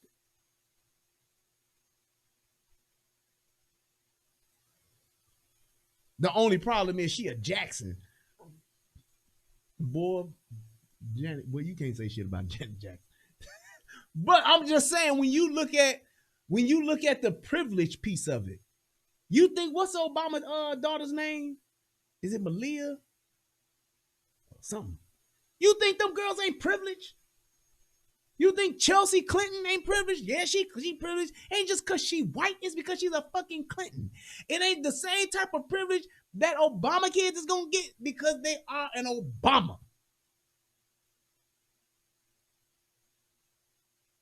Just saying. Sasha, there we go. They getting shit because they are Obamas. That's privilege. Double deuce. That's it. You know, so it's from the perspective, that you look. And so when I hear the word, the first thing for me doesn't come to that, and that's what I was trying. And I agree with you, because I even understand privilege as a man versus you as a woman. And that's why my first two words were white and then American, because I think it's layers to it. I think as Americans, we're privileged. Man, you can take your ass over to England and it's privilege. Privilege is everywhere. American Express has privilege. I'm just saying. It's privilege everywhere. I don't think it just stops at, I think it's layers to it as you go throughout socioeconomic constructs. I think it's deeper than race, but I agree with what you're saying. There's different levels to it, so I agree with that for sure. And I think your life experiences create the paradigm by which you see that through. It really depends on, you know, some of the things that you've experienced personally. You know, we all have our life experiences that have shaped who we are and how we think and how we see things. And I think that will be different for every person, every American, every woman, because, you know, bringing up those differences, we have so many differences within our culture that help us see things a certain way. Now, here's the thing about what she said. That's true. However, we make the mistake of using those things as crutches, which then makes us victims. Case in point, when you have all of the experiences that you have, the bad and good experiences that you have as a child, the bad experiences, the good experience that you may have as a young woman or young man, growing up light-skinned, dark-skinned, growing up fat, skinny, whatever the case may be, you have to move. Once you are become an adult, whatever experiences that you had because you didn't have a parent, because you did, your daddy wasn't there, your mama wasn't there, your mama was on crack, your daddy was on crack, your daddy was on your back, whatever the case may be, whatever experiences that you have, bad, good, or indifferent, as a child, those experiences are understandable to have them. However, you cannot, as an adult, let those experiences keep you chained to whatever victimhood that you can connect to that. Oh, because I wasn't loved as a kid, I can't never love nobody? I can't learn how to love? Because I was abused as a young girl, I can't never be nice to nobody? I have to abuse? No. You have to, it's okay to acknowledge what happened to you, but you cannot let that become who you are. You cannot let that dictate to the type of person you will become, you will grow to be. And we get so caught up in that part of the bad things that we let it dictate who we are and what we will become. You have to move past it. You have to grow up out of it. Maybe a part of your roots, but you have to grow up out of it and say, I am going to grow into something better than what my circumstances are. One of the things I used to say all the time, as far as in my counseling sessions, was to say, you have to take the shit in your life and use that to fertilize who you become in life. Use that shit that happened in your life to make you grow into something beautiful, something that can actually produce something good. All of the shit that went on in your life, in your childhood as a kid, regardless of what it is, you take that shit in its literal form. You take that shit and you put it down in the dirt. And you let that nourish what you are going to grow into that's going to be better than the shit you put into the ground. Yeah, that's some powerful shit right there. Use that shit to fertilize who you are as a person so that you can grow into something better and become a better version of yourself. If you don't get nothing else from this, get that. I'm going to use all of the shit, all of the fucked up shit that happened to me in my life, all the shit. Whatever that dude did to me, whatever that girl said to me, however she treated me, she played me, he hurt me, he beat me, she cheated on me, he cheated on me, he molested me, she molested me. Take all that shit, put it into the ground, and let it fertilize your life to where you can become something great.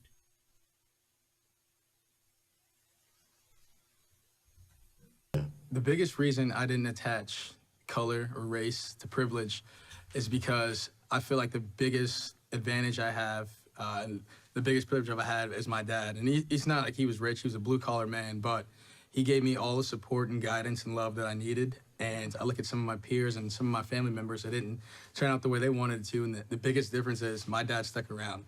And I didn't earn that dad, I was born into it. Not everyone has that. Like you said, culturally, it's different. And I know I wouldn't be where I was today without him. So I feel like I was privileged in that way. And that's the power of a father. And that is that's the power of a father, because that's men. That's how men think. Men can't afford to stay victims. Women can. Men cannot. Because for a man to live in victimhood literally means to die. They live said, fuck that nigga. Where's my dad? Don't nobody know, nigga. That's your fault. Nigga, move on, nigga. Move on. At least I know where my daddy at.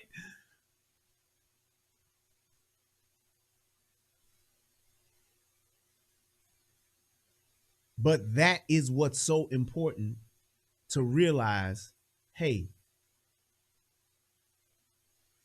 I understand what may have happened, but I can't stay here in that. Because if I do, I will die. I won't grow. And if you're not growing, you're dying. Just so you know, in case you didn't know that. If you are not growing, you are dying. If you're not getting better, you are dying. That's it. So always be in a position to where you're growing, where you're learning, where you're getting better, even if it's just improving on the things that you do well. If there is no opportunity at the moment to improve on something that you're not good at, then sharpen those skills that you already have. Teach those skills to someone else. Because in that teaching aspect, you learn how to become a better teacher. Just saying. When we think about African Americans today, do you think as a culture, we are in a healthy place? Are we in a healthy place when it comes to finances, when it comes to relationship, when it comes to parenting, when it comes to careers, when it comes to freedom, when it comes to racism? Are we in a healthy place? I think we're going in the right direction. Yeah. I think there's a lot of positive things that are being seen, right? I also think that there's a lot of work that could be done. Yep. I'll say that for now. But hell no. And I'm gonna tell you why. Two things that we are lacking as us, as a people, in Black History Month or whatever the case may be. We are lacking and have a severe deficit of accountability and responsibility for who we are as a people, for what we do as a community, what we do on an individual level, what we do on a personal level, family, all of that shit. Accountability, responsibility. Yeah. So, and I'm with you. I think it's progressing. I think we're better than we were yesterday, and not yesterday, literally yesterday, but a generation ago. I think as far as education, I don't have stats, but I'm sure education level, graduation rates, and even income level has raised in these last 20 years from the progression we've made as a Black community. Personally, I still think we have a while to go, a long way to go. And I say that based on my personal experiences growing up, being, one of few Black kids in my neighborhood, in my school, even at my job now, what I do now, I'm the only Black guy on my team. Yeah. And I'm sure I would assume it's the same for you too.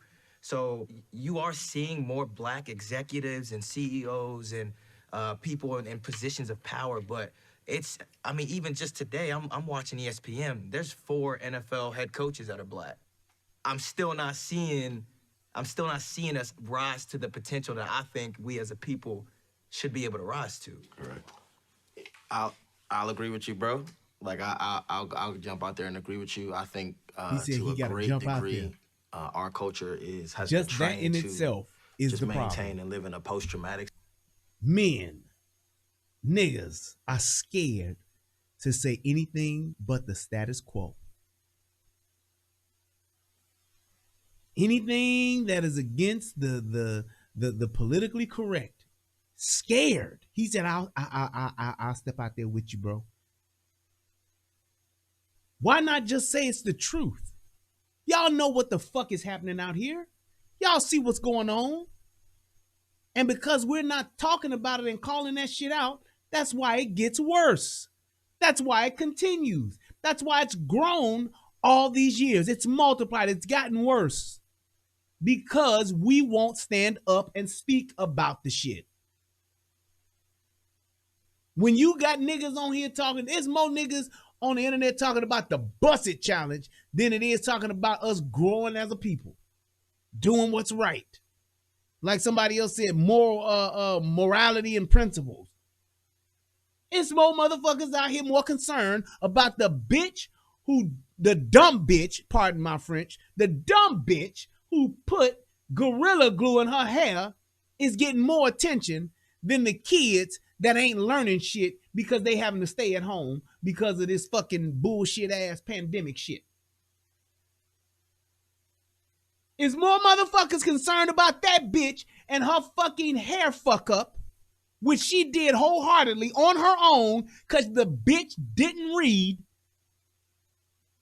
It's more people concerned about her and putting money towards her than it is for motherfucking kids that's hungry.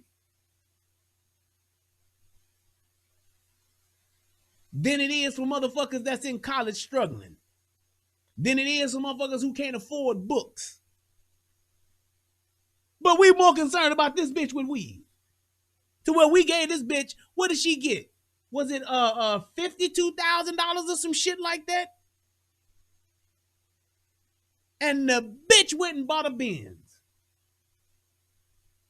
You use motherfucking regular spray adhesive glue in your own fucking head. I get it. Everybody fuck up, make mistakes.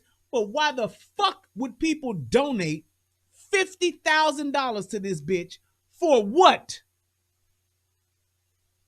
And you got motherfuckers sleeping on the streets. You got kids without clothes. You got kids without food. But niggas will come together for a dumb bitch who putting fuck shit in her head.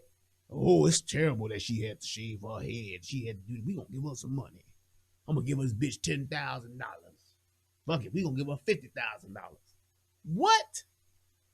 But ain't nobody saying shit about it. They just shaking their head. That's crazy, man. Crazy. Why are we doing that? When you have people that are working hard, trying to make it, they're just like that. Well, you know, she a person that made a mistake. She just made a mistake and people wanted to help her. Okay, how about this? How about the motherfuckers who are trying to do better, who are working jobs instead of selling drugs, who are working jobs instead of motherfucking going out and stealing and robbing, but because of this pandemic shit, they can't work because of their job, they unemployed, and these motherfuckers don't have food. Do y'all know how many fucking churches, how many fucking food banks and shit like that are giving motherfucking food away to people? Because there's so many people that's out of work that cannot feed their kids on unemployment, cannot take care of their household on unemployment.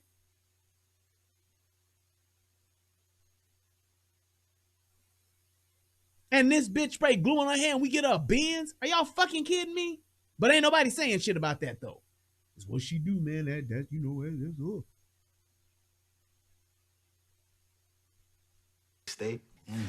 I think instead of a lot of our issues being solved, we're being trained and distracted to just be desensitized by them and focus on other minuscule things. So it may seem like progress when really it's just an increased level of ignorance to a degree, because there's an illusion of equality, but when you really look at the constructs of and the statistics of how things level out, I think we're just trained to remain in a post-traumatic state and kind of just deal with it. And here's my thing. There is no such thing as us ever. We will never, ever be equal until we have our own. Ain't nobody equal to nobody. Somebody gonna have something over you. There's always a finer nigga. There's always a finer bitch. There's always a faster nigga. There's always a faster bitch. There's always a taller nigga. There's always a taller bitch. It don't matter. It's about access and being able to have your own. And until you are building your own, until you are actually going through whatever it takes to have and acquire your own, you will never be equal. The more I got to give you shit, the more I got to create laws for you to have shit, the more I got to be able to invent shit for you to have, the more I got to give you free shit, the more I have to do for you, you're beholding to me. Anybody that's giving you something for free, you are beholding to them. It's simple. All I want are the same rights that you have. I don't need no special law like that that shit they got out that they passed, the Crown Act. That's one of the dumbest fucking things I've ever heard or seen. Because the same way you niggas can talk about how, hey man, a private company should be able to, Facebook and Instagram, them private companies. So it's okay for them to ban Trump. If that's what they want, that's their guidelines, they should be able to do it. Okay, well in that case, if you're gonna say that, then Pepsi should be able to say, fuck you and your helicopter hairstyle, because I don't want that shit in my office. Stop me when I'm lying. That same fucking logic, that same fucking whole thing that everybody been saying, hey man, if Instagram want to block Trump, if Twitter want to take Trump off, if YouTube want to shut Trump down, that's a private company. Well, why in the fuck can't my private company tell motherfuckers how to wear their hair? Why in the fuck can't my private company tell a motherfucker they can't kneel when they on company time when the Star Spangled Banner's being sung? You see how quick you niggas forget that shit? You see how quick you liberal motherfuckers want to dispute, do away with that shit? When the shit is turned around the other way, then it's, oh, wait, no. But when it's working in your favor, hey man, that's how it is, shit. That's how it is, man. Facebook is a private company, G. If they want to shut your shit down, hey man, ain't nothing you can do about it. This America. You right. So if you want to wear motherfucking cornrows and I don't want that shit in my motherfucking office, that's my right, ain't it? Well, you can't tell nobody how to wear their hair. How the fuck I can't?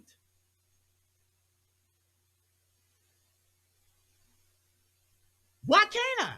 Why can't I establish a uniform at my job, at my company for the people that come and work the jobs that I give them? If I want my brand to have a certain image, yes, your fucking hair matters. If I want my brand to have a fucking image, yes, your clothes matter. You can't go work for a goddamn Fortune 500 company and going to have meetings and shit and got on a fucking Puma jogging suit. Not unless you own that motherfucker. Now, when you own it, hey,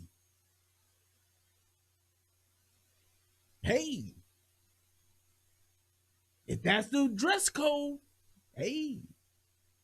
Just like when you look at big tech, your Googles, your Apples, your Best Buys, you look at these companies, the Facebooks and shit. What's their attire?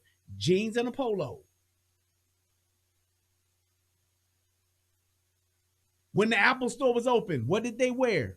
Jeans and a blue polo. That's what they wore. That was the uniform. Yes, it's laid back. Going to talk to an Apple genius, you're going to see a motherfucker with some jeans on and maybe a sweatshirt. But if you go to Best Buy and you go talk to a Geek Squad agent, that motherfucker going to have on some black pants and a white button-up shirt with a tie on. That's their uniform.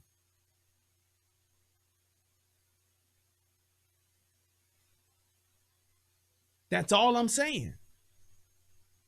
So the same way that you have those same rights and privileges and all that shit, is rules to this shit. And if you want everybody to be able to do what the fuck they want to do when it comes to their company, when it comes to their business, then you shouldn't need a fucking Crown Act, where I legally got to accept you and what the fuck your hair look like at my place of business. If I don't like it and it's my company, I should be able to tell you what the fuck your hair should look like. If I want everybody to look like Brian, what is it, Brian Palmer? Is that the dude's name? And the might as well face it, you're addicted to love. If that's the dress code, then bitch, either work there or don't.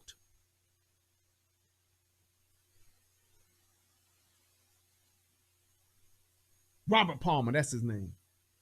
If the addicted to love girls is the dress code, makeup and everything, hey, you either work here or you don't. Look at that lady right there with the burgundy on. Look at her hair. You know why ain't nothing wrong with her hair? Because she got her own fucking company. She got her own job. She got her own house. She got her own car. She got INDENTPEND. She got all that shit, so she wear her hair how the fuck she want to. Now maybe the VIP for motherfucking Chase Morgan Morgan Chase don't want her hair like that. Hey, we got a hairdress code. Your shit can't be longer than motherfucking 3 inches, 2 inches, 1.5 inches, whatever the case may be. They should be there right. As far as that, like trained or conditioning, it's funny because my mom used to hate the show Good Times, so she wouldn't let me watch it. I was like, watch. She's like, because I hate the fact that they say keeping our head above water. We're not thriving. She's like, you need to watch the Cosbys or something like that, where it shows a black family thriving as opposed to keeping your head above water. So I love that. That's definitely one of the things I've done. I got all of the fucking Cosby shows. I got the entire fucking series. And my daughter loves the Cosbys. I let her watch that shit. All that other shit that's on TV, she can see most of that shit, but I definitely motherfucking put her on to that so that she can see what it's like to see a thriving black family. She know about Cliff. She know about Claire. She know about Denise. She know about Theo. She know about Rudy. She know about, it blew her mind that when I told her who Raven Simone was, she was like, that's her? Mm-hmm. So the motherfucker you see on That's So Raven, that's her as Olivia as a little kid. Wow. Yep. She knew about Sandra and all of that shit. She know how to sing the, you know the right time, night and day, is the night time, night and day, to be night and day with the one you love. She know that shit.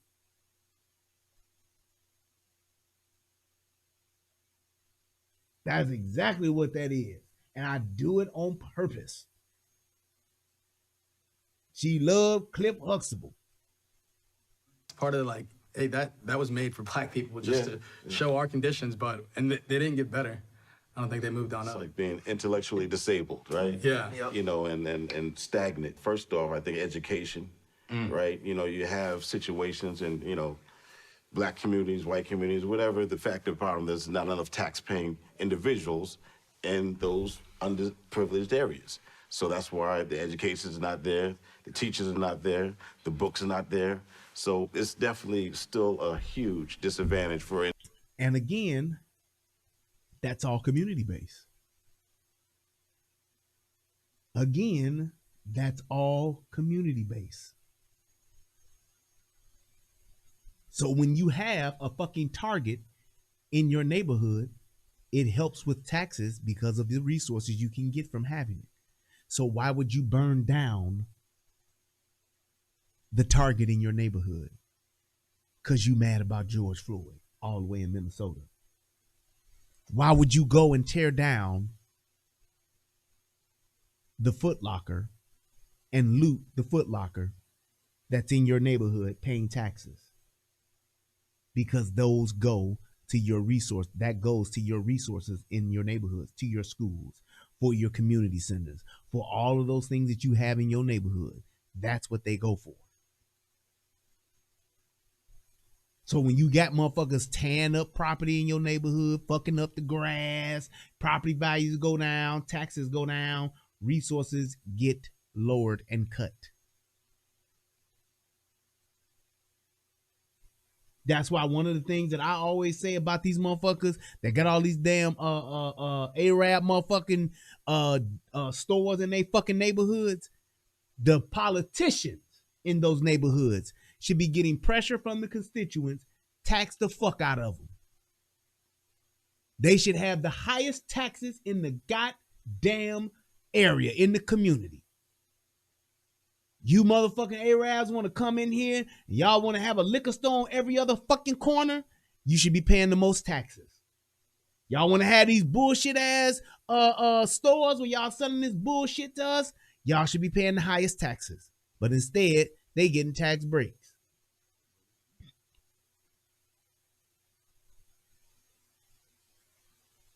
Just saying. Y'all got these Asian hair salons and shit like that. They should be getting taxed. They should be getting taxed. Individuals coming up and trying to be that success, right? That success story. So we got to work harder. Got to work harder. When we look at the African... Tom Leach, that's not true. When foreigners do come over here, there are programs that are set up that give them tax breaks for so many years when they come over here to start businesses. That is not true. That's a myth. No, that is not a myth. There are tax breaks for foreigners that come over here to start businesses. They get incentives and they get tax breaks. That's true.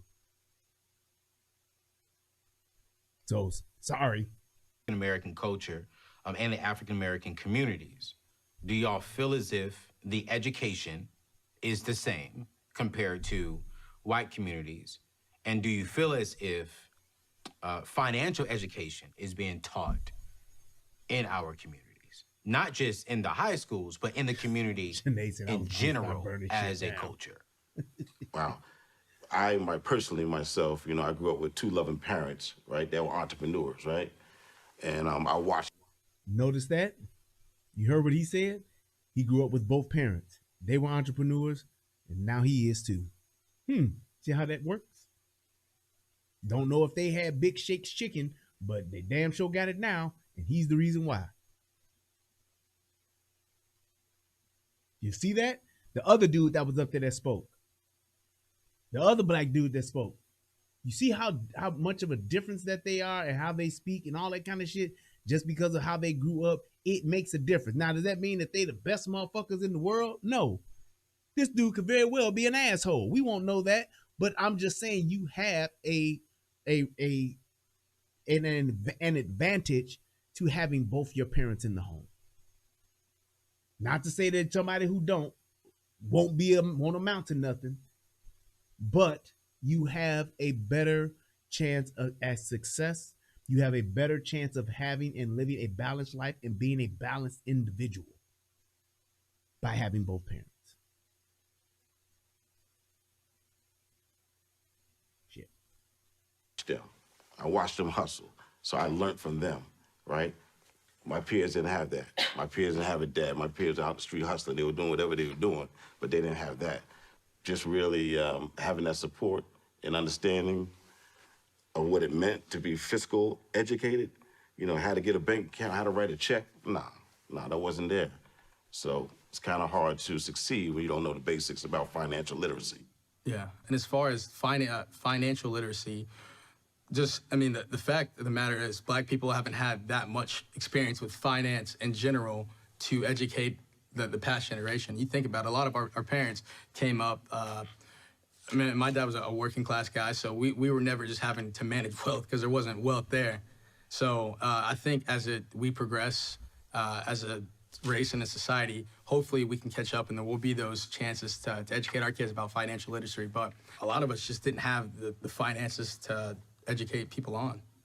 It's so interesting because that question, I don't think that's a race question. I really don't. I had all the resources in the world growing up from an educational standpoint. But I've talked to you about this. We don't learn about finances in school. At least I didn't. Like, nobody taught us how to open up a bank account, write a check, balance a checkbook. I don't even know if people still do that today. But no, that's like in schools in general. It's not even the... Yeah, right. Yeah, man, I just hired a tax dude today because I didn't know what I was doing. Right. So, and that's one of the things too. My mama taught me about a checkbook, how to balance it, where she had, I mean, I'm talking old school, where she actually like wrote out her checkbook. I mean, we get apps and shit for that today. But as far as like balancing a checkbook, every time you write a check, putting it on that little back page and keeping a tally of that shit to see where shit is at. She did that and she taught that to me. One of the biggest problems that we have as far as us, black folks and all of that, we don't teach financial literacy to each other. What I learned as far as just finances, I didn't really start to get financially educated until I was in my late 30s, early 40s. I shit you not. The mistakes that I made with money, the mistakes that I made with my credit, all of that shit fucked up just because of lack of knowledge. Lack of knowledge. Nobody taught me. Nobody showed me. My mother or my father just did not have a good financial acumen. They did not have it. They did not have that financial literacy. And they both had good jobs, but they could have done so much more had they had some type of financial literacy.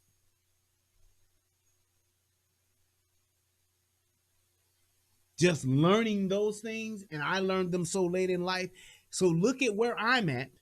Now I have to teach this to my child and my children, and they will know it. They will be better with money. But just like with stock market, I'm illiterate to that shit.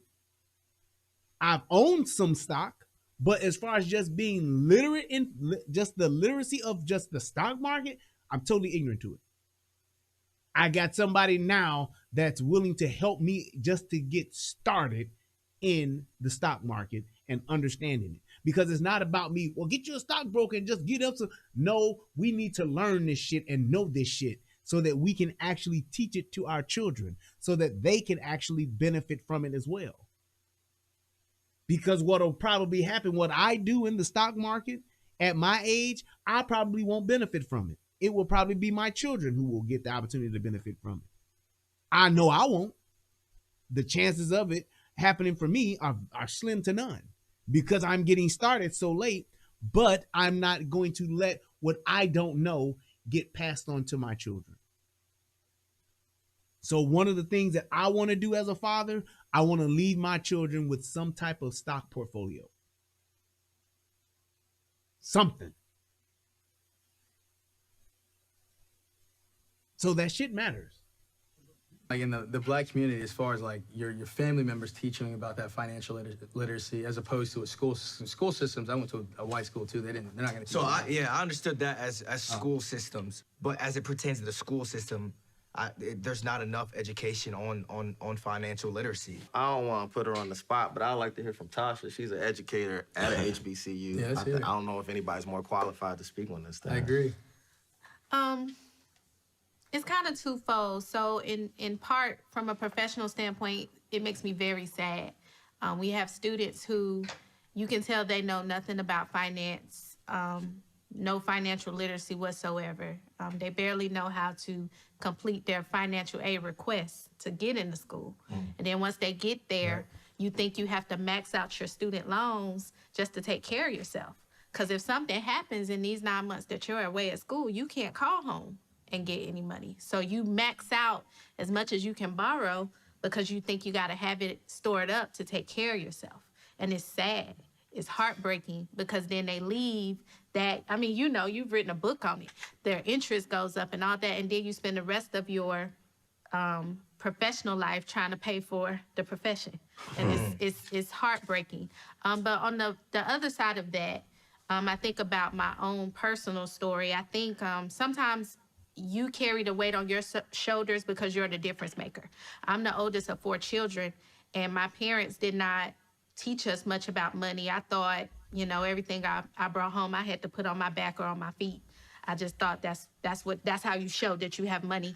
And once I realized those mistakes, because I was in debt and because I was trying to put myself through college, I had to reach back and teach my siblings. Yeah.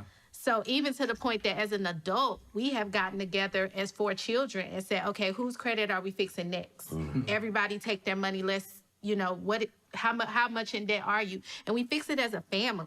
And once we taught ourselves that, I think that's something that will create generational wealth, because it took one person going off to school, messing up, realizing I can teach my own family this. So if the educational system doesn't teach me, if my parents didn't know to teach me, if the community doesn't teach me, I can teach myself, and then I'm going to teach the people that I love. And that becomes a personal responsibility. That's right. Amen. That's what's up. Great response.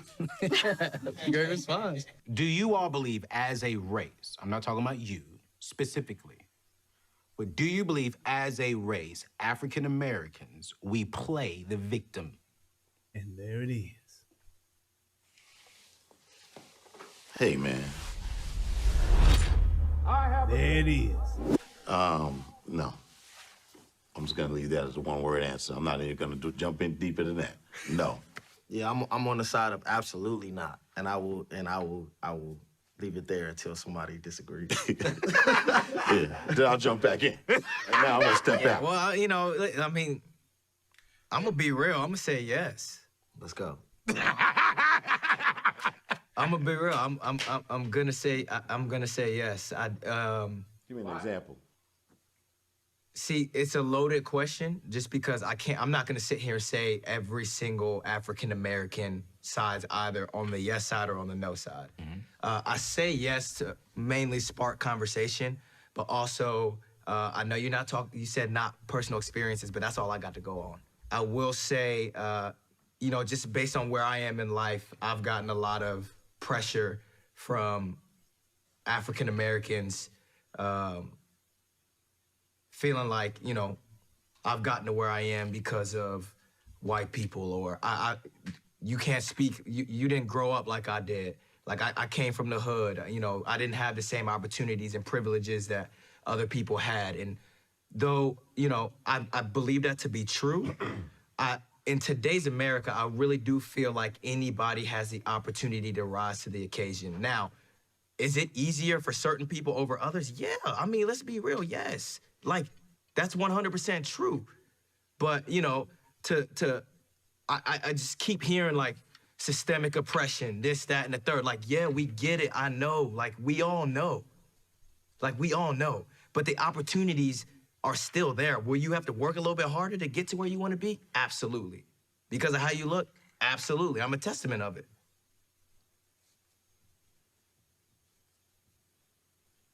Look at that silence. Um, Them niggas is mad as hell. Look, here's my thing. Just to get to the question. Do black people play the victim? Yes. And it's not just a thing of black people playing the victim. Black people are encouraged to play the victim. When you look at what liberal whites and just liberal Democrats, all of them, they pride themselves on playing the victim. Abso-fucking-lutely-tootly, as Ned Flanders would say. They absolutely do. They're encouraged to do it. It's a part of our culture to do that. They ain't letting us have this. It's them, the system, systematic. The system, systematic, oppression, oppressed,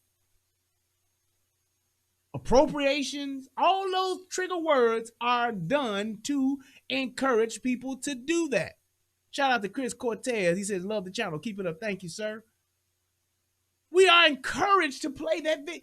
You get more attention, you get more assistance by being a victim than you do by being a person who's being accountable and responsible for their own choices in their own lives, in their own actions. Case in point, Gorilla Glue Girl. Played the victim, got a Benz. The chick that was the stripper. The stripper chick that fell off the pole What did she do? Played the victim? She got $100,000, ain't got to strip no more. Victim card. Centoya Brown killed a man in cold blood. Y'all didn't think I was going to pull that one out of my hat, did you? Killed a man in cold blood that was asleep. Robbed him and then took all of this stuff to give to her pimp, Slim Pimp, or Slick Back, whatever the fuck his name was. What did she say? I was abused. The woman who killed her husband and said that she got beat, and her children testified and said, my daddy never did lay a finger on her.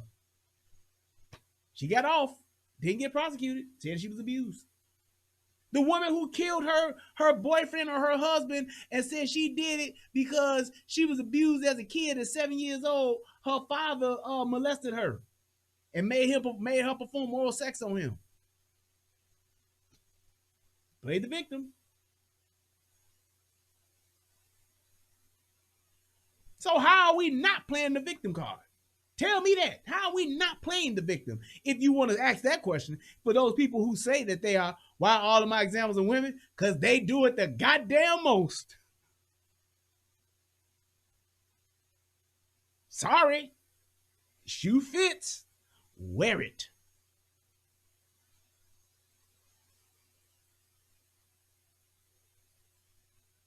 I'm just saying. When you look at what's happening, when it comes to certain things, when somebody's saying something about this person having this or that person having that, shout out to my man Adam Davis that hit me with $2, appreciate it. These people that don't have, these people that don't get, all of this shit that go down, what are they saying? It's because of this. It's because of that. They did this to me. That happened to me. I didn't know this. They didn't tell me that. I'm a victim.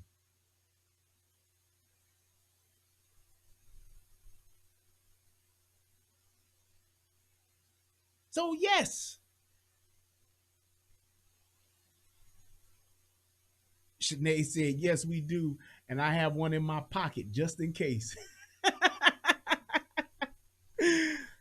It's true. Anybody gonna say nothing? Go ahead. I want to hear this. I think it's impossible to accuse us of playing the victim. You're talking about a 400+ year head start. He just did it. I think it's impossible to say that because you're talking about 400 years. You can add up all of them motherfuckers' ages together and it ain't gonna equal 400. Might be close, but it ain't gonna equal 400. For a particular set of people, you're talking about systematic oppression. There it is. He laying it out. He got the playbook. He right in the middle of it. And this is supposed to be a man of the cloth.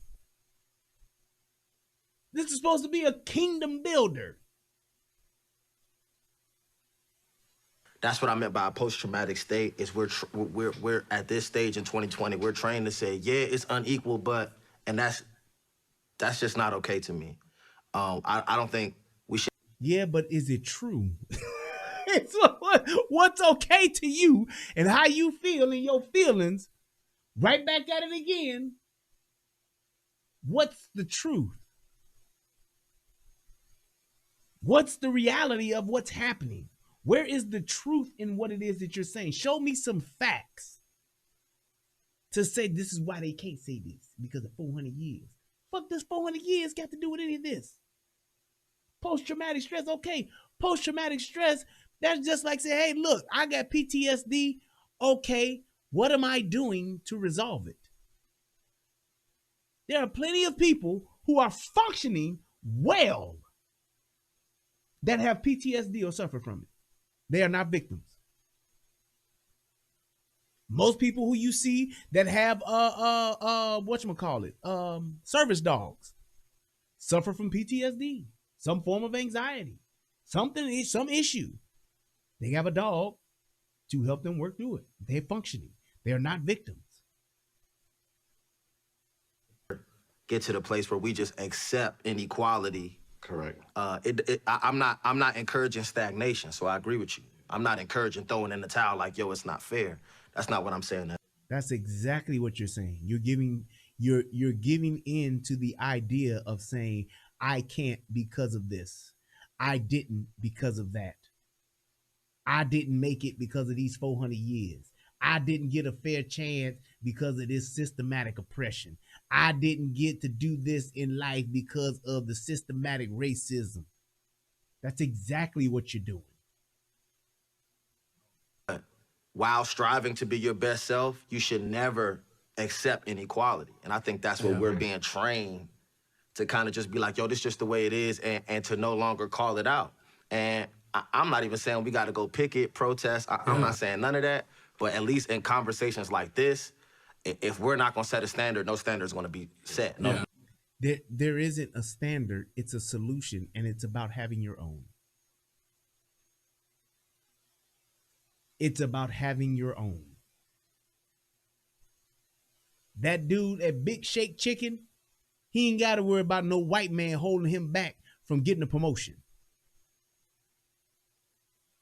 That cupcake lady, she ain't got to worry about no white person or no system in place that keeps her from not selling her cupcakes.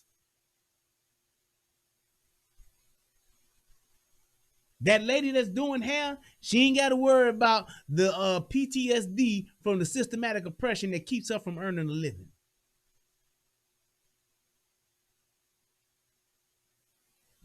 Just saying.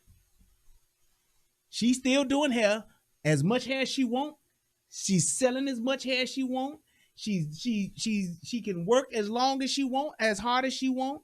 He can sell as much chicken as he want. Ain't nobody stopping him from selling chicken. Ain't nobody, well, in Chicago, they might tell you can only sell chicken from 10 to 2, but that's a whole nother story. But this person is in Chicago is in wherever he living at, selling his chicken, however much of it he want. He can do whatever he want to do with his chicken. Ain't nobody stopping him. Ain't nobody stopping her or regulating her cupcakes. She can only sell cupcakes to black folks. That's systematic stuff. That's oppression. Ain't nobody stopping her from doing that. So it's all bullshit. And we have to move past that so that we can go to the next level.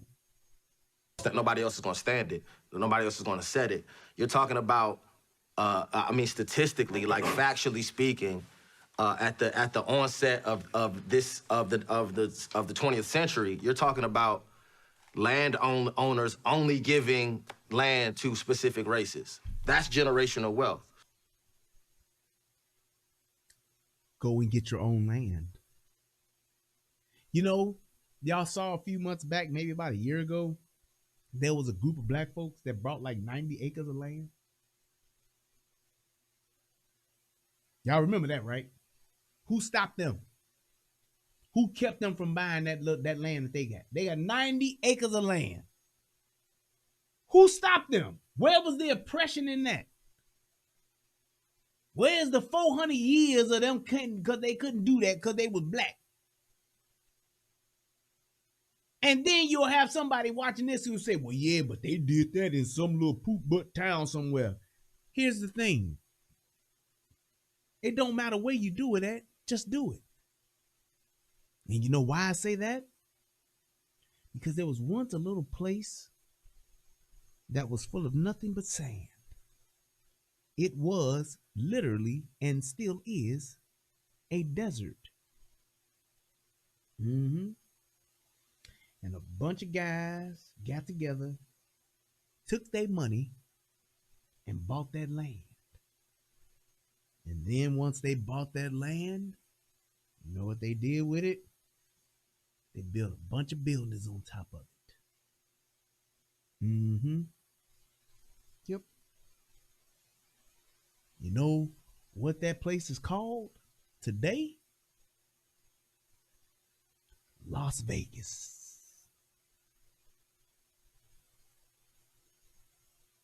Las Vegas was a fucking desert. Nothing but sand.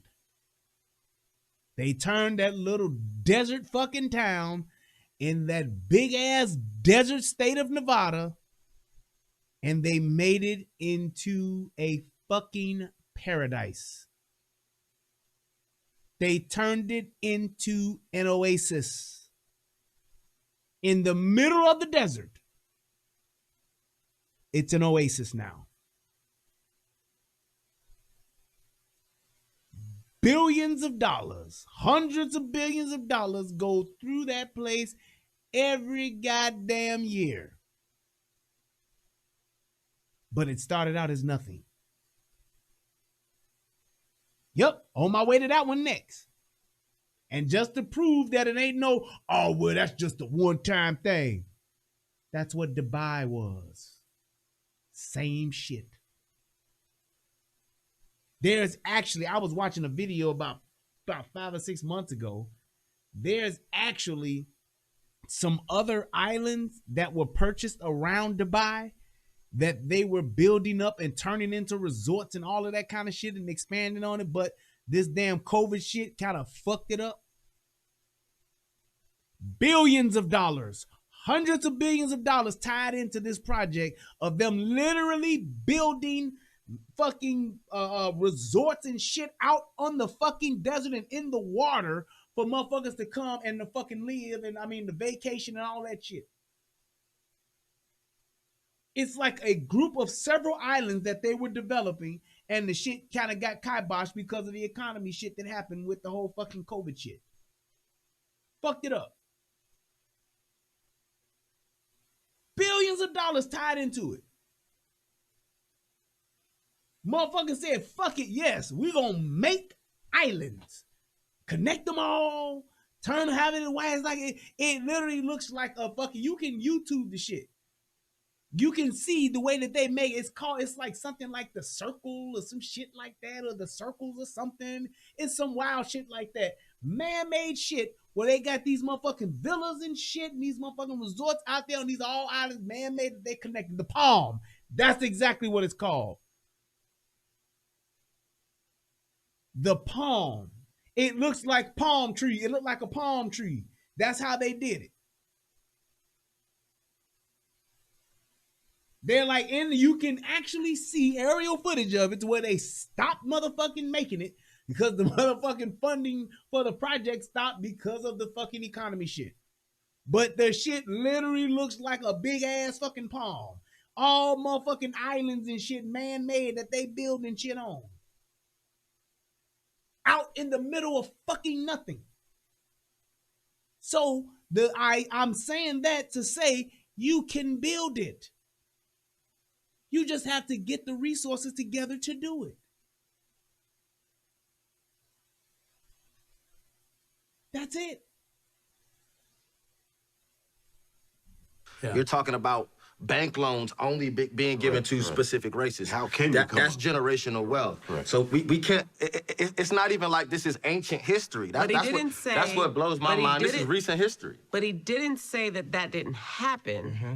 What he said was, do we play the victim? Mm-hmm. And I think that's very different. You're aware of the things that have happened, but are you victimized? Resources from where? Great question, Miss Gen XR Empath. Resources from your own people. Resources from other businesses, other corporations. If you got, like I said this the other day when we talked about the whole bank shit.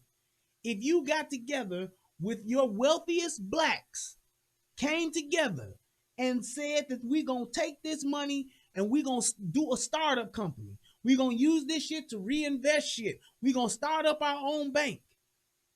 And everybody that was black banked at that bank.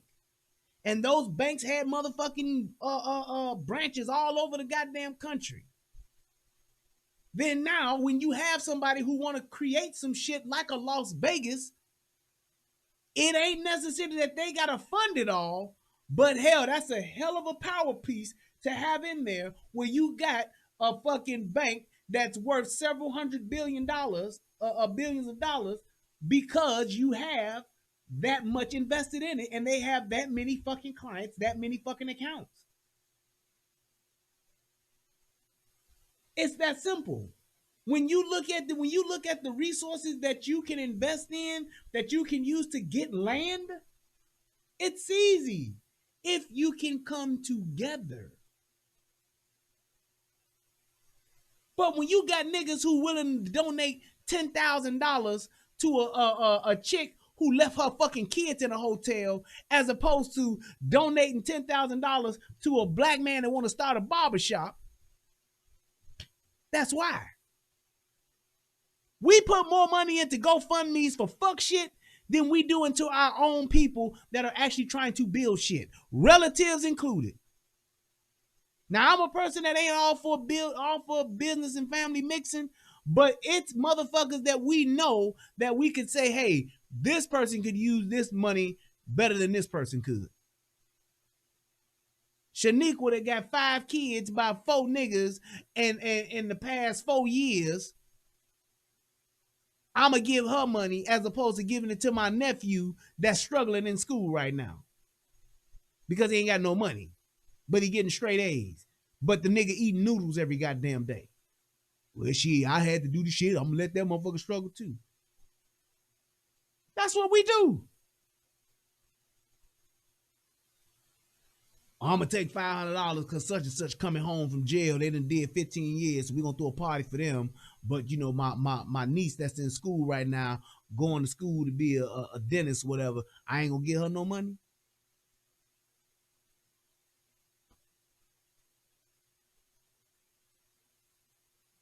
I'm just saying.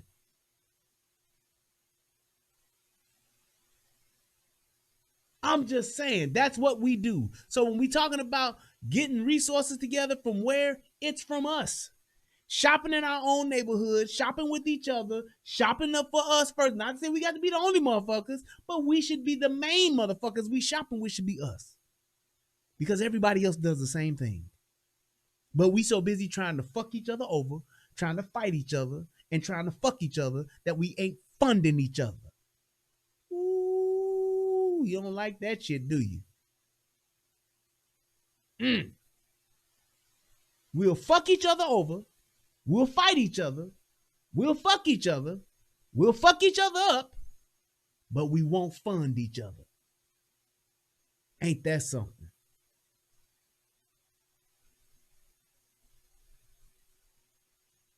Ain't that something? We won't even do shit as far as getting insurance policies for us to leave our kids when we die. And being transparent, until recently, I was the same way. Never thought about it. Never really, well, thought about it, but never was just in a position where I really took it serious.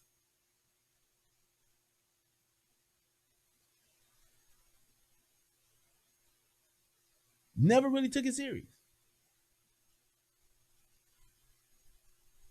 Now, if I die,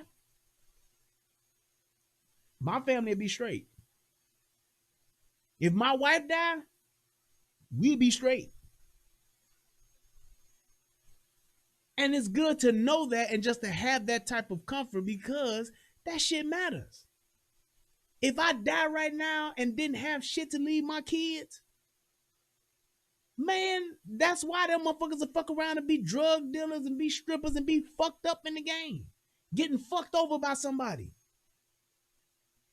Because they mama didn't have resources because they daddy didn't leave them when he died. And what will they do? Be the victim, saying everything was right, all right, till my daddy died. After my daddy died, everything went downhill. How many times have y'all heard that? Granddaddy died, that was it. Grandmama died, that was it. Daddy died, that was it. Mama died, that's when everything fell apart. How many times have y'all heard that? My father died, fucked up a lot of shit. Fucked up a lot of shit. Relationship-wise, anyway. Shit fucked up in my family right now to this day because of who my daddy was in our family. That happens. As a result of it, do you say, this is what I can do with what I have been allotted or whatever my place in life is, are we playing the victim is the question. So Yes, I think we have to define play the victim. Okay. I think we are the victim. Because anybody can be a victim. I think we are. I think we are factually a victim. Through all races So can be victims. what do we call in playing the victim? What So do we what define that as? what do you see that as then?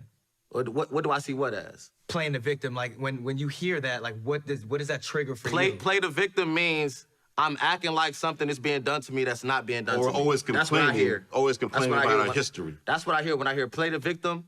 Like you're taking the position that something being done to you and nothing's being done to you. That's somebody. No, playing the victim means that you're saying that whatever it is that you are or whatever it is that you aren't, it's because of something else.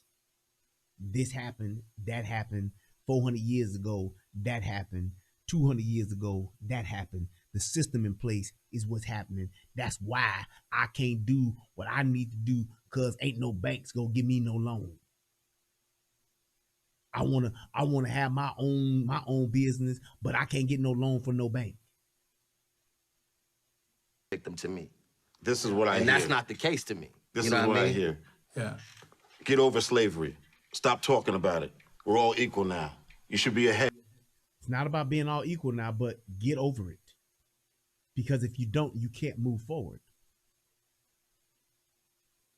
Do you think that Jewish people have gotten over the Holocaust? Yes. They haven't forgotten it.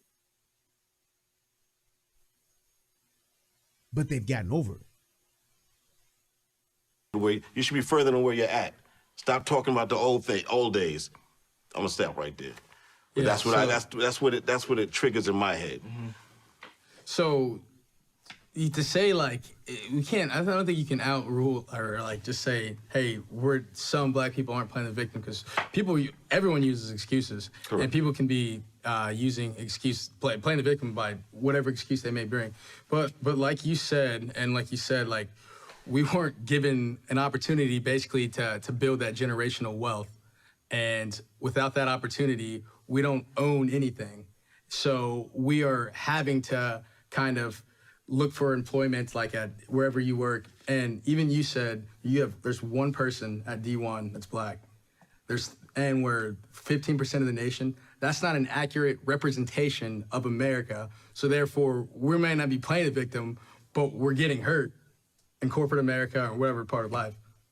And that's kind of just statistics. I'm going to agree with him. I also don't like the term playing the victim because it does sound like you're alluding to something that is not real. And I think if we, I'm not dismissing or negating the effects of 400 years of oppression and, the things that we've seen and been through. I'm not dismissing any of that. But if we cut it all off and we started with a year ago, we are still being victimized by the stuff you have to see on TV. You have African-American boys who at the age of 11 or 12, all they have ever seen were African-American boys being killed on TV. That's all they've ever seen. They've not known the life without it because they've watched this happen since they've been old enough to understand. They are victims. You can go into a grocery store. You can go into an amusement park. You can go anywhere and be mistreated, and you will be a victim today. We're not talking about the victimization only of the yesteryears. You can be a victim tomorrow. And I think if we're all honest, we have been in places where you have been the victim. That's right. You were either wrongly accused or wrongly criticized or maybe. There's a difference between being a victim and being mistreated. There is a difference between being a victim and being mistreated. Just because you may not have been treated the way that you would like doesn't mean that you're a victim. A victim means that something has been done to you that you cannot like being robbed. You're the victim of a robbery. Something has happened to you that you could not stop. Something has happened to you that you could not avoid, and that is you fell victim to that. That's being a victim. The reason why you don't have the shoes on your feet is because somebody came and took them from you. That's what a victim is. Being mistreated. I went to a restaurant and didn't nobody speak to me. I went into a grocery store, didn't nobody say hi to me. I went to a restaurant, waited to be seated, and I had to wait 45 minutes. Nobody contacted me when I was in Best Buy.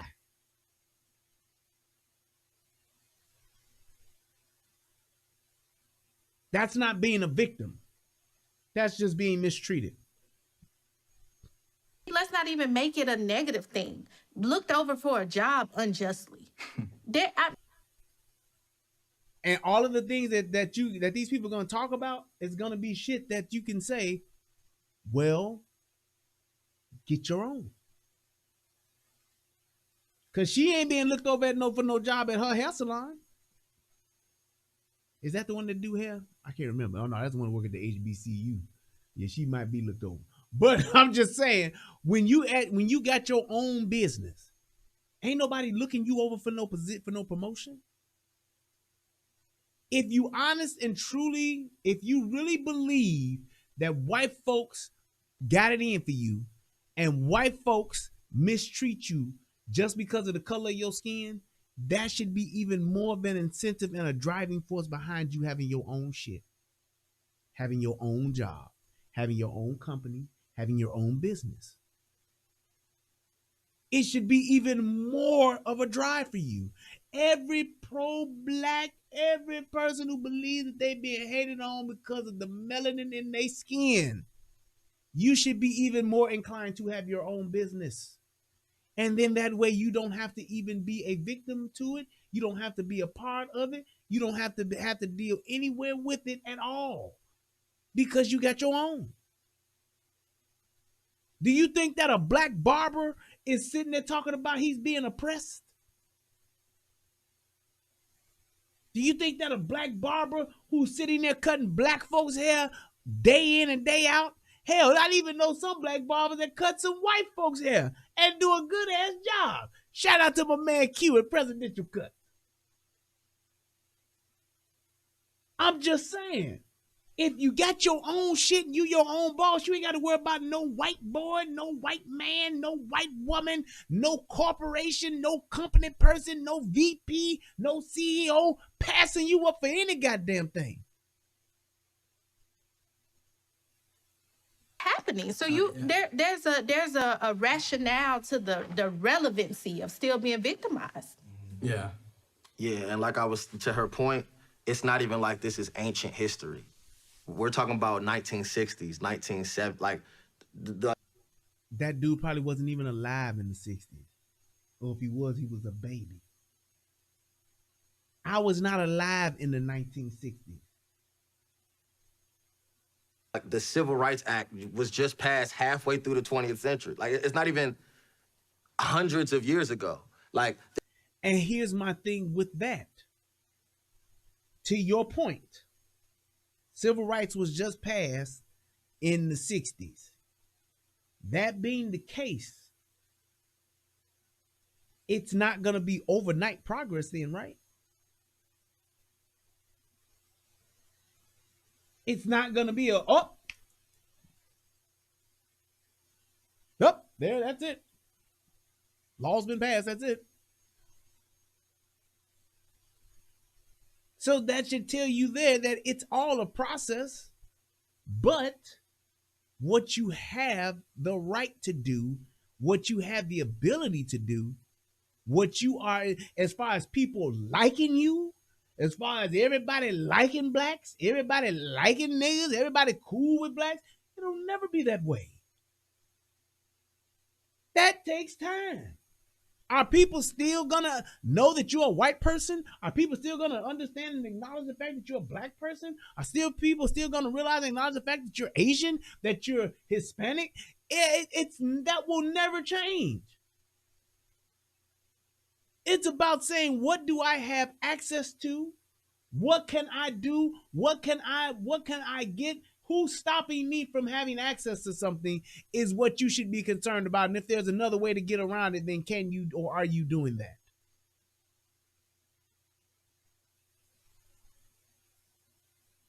I'm on my way down that street, TM Brad. And when you're looking at the progress, what we were doing in the 50s and the 60s, we were much better off. We had way more resources. We had way more of our own. We took care of our own. We had our own dentists, our own barbers, our own doctors, our own hospitals. Everything was our own mechanic shops, our own dealerships, our own everything, because we were segregated. So that's why we were able to have our own economy, to have our own businesses, our own stores, our own whatever it was. Our own gas stations. Y'all do know that black folks own gas stations way back in the day. Corner stores, grocery stores. But not now. Good old integration. People alive still, like, you know what I mean, who went through segregation that are still alive. Like, it's not even, of course. You know what I mean? It's not even ancient history. So I can never agree that the responsibility is on us to fix the mistakes of others. I could never agree with that. It's not about fixing the mistakes of others. It's about you controlling your controllables. It's about you having what you have and you maintaining what you have and getting more. That ain't nobody else's responsibility but yours. Why would you not want to have your own? Why would you be sitting back expecting others to fix whatever you think happened to you and what happened to your people? You want others to go and fix that. How can they fix it? Tell me how a white person can fix what happened to your great, great, great granddaddy back during slavery.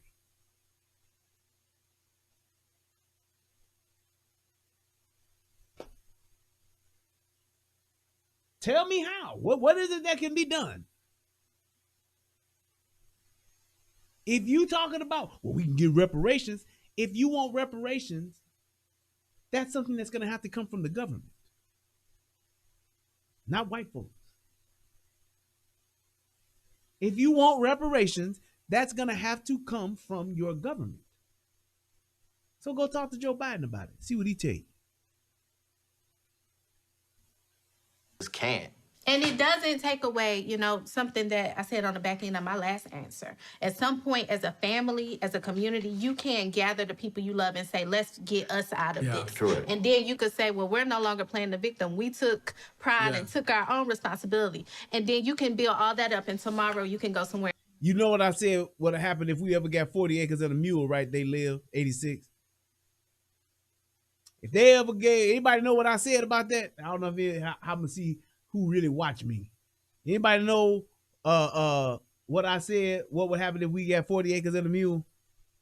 And still be disrespected. To that point, in my initial answer to you, I said I'm not making an excuse for stagnation. Like, it's not no excuse to be stagnant. It's not no excuse to not grind and hustle and get out here and get it. But even if his question is about us as a race and as a culture, and if I get my family together and pull my family up, that's my family. Exactly. You feel me? That's right. That's not balancing the scales. That's right. You know what I'm saying? Here's what I said would have happened if we got 40 acres and a mule. In 6 months' time, we'd have grass. We have 6 feet of grass or 6 feet of weeds, and we'd have the bones of a barbecued mule left over. That's what would happen if we got sick, because niggas ain't gonna know what to do with a mule, and they gonna wind up cooking the motherfucker and eating them. That's what's gonna happen. We gonna have barbecued mule and motherfucking 6 feet of weeds on 40 acres, because we ain't gonna know how to farm or do shit with the land. That's what would happen if we got 40 acres and a mule. We black folks. That's what I mean by we, Miss Gen X. Interesting. Your point is very, very interesting, because I could be an extremely successful black man in today's America and still go somewhere tomorrow and be looked down upon Yeah. because of what I look like. Yeah. So I was gonna ask you, because I remember like Booker T. Washington, like the 1890s, to kind of offset the Jim Crow laws. He was Not like, saying hey, I'm that old, right? You're not trying to give some you remember him, factual- right? Yeah. I didn't go. I didn't go. Make sure you know I didn't go to school. All right, brother. All right. I'm the historian. He said basically. Is my gray showing that much though, for real? I was gonna ask you this. So you said basically to offset Right, the the Jim Crow laws that were put in walking place, around and we other had to people's shit. educate and be entrepreneurs. And you two have both done that. Yeah. So I'd like to hear your experience, because this is what 130 years later for him saying, "Hey, we need to mobilize on our own, get education, and be entrepreneurs," and that will create our own system of wealth. But I mean, you're only, like you said, you're only one person. It's hard to pull up a whole group. Of course. So I kind of like to hear y'all's experience as being entrepreneurs. You can talk, Mignon. I was gonna let you go first. Simone owns her own shop too, so I'd love to hear your Oh, thoughts. okay. I'm taking it in. I'm sorry. I'm just sorry. listening right now. You know? Well, like I said, I was kind of raised in an entrepreneurial family, right? I was always taught, don't work. I'll just be honest, my father, don't work for the white man. That was it, right? You get education. What's wrong with that? I don't think that there's anything wrong with that. Teaching your son, teaching your daughter to work for themselves and not to go work for the system, for the man, or anybody at all. Don't go work for the Asian. Don't go work for the Chinese. Don't go work for the Japanese. Don't go work for the Arab. Don't go work for anybody. Working for yourself. Why would that be a bad thing to where he feel like he ain't trying to offend nobody?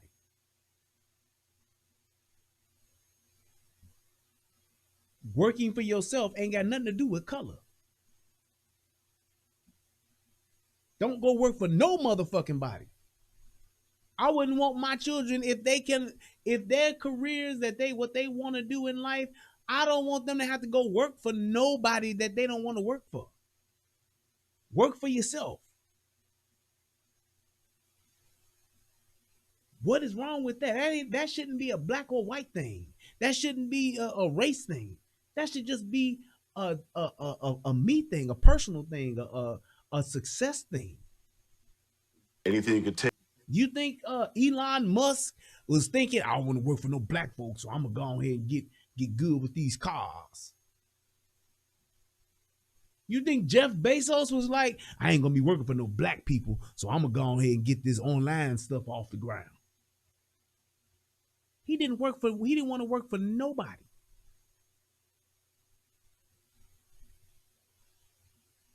That's it.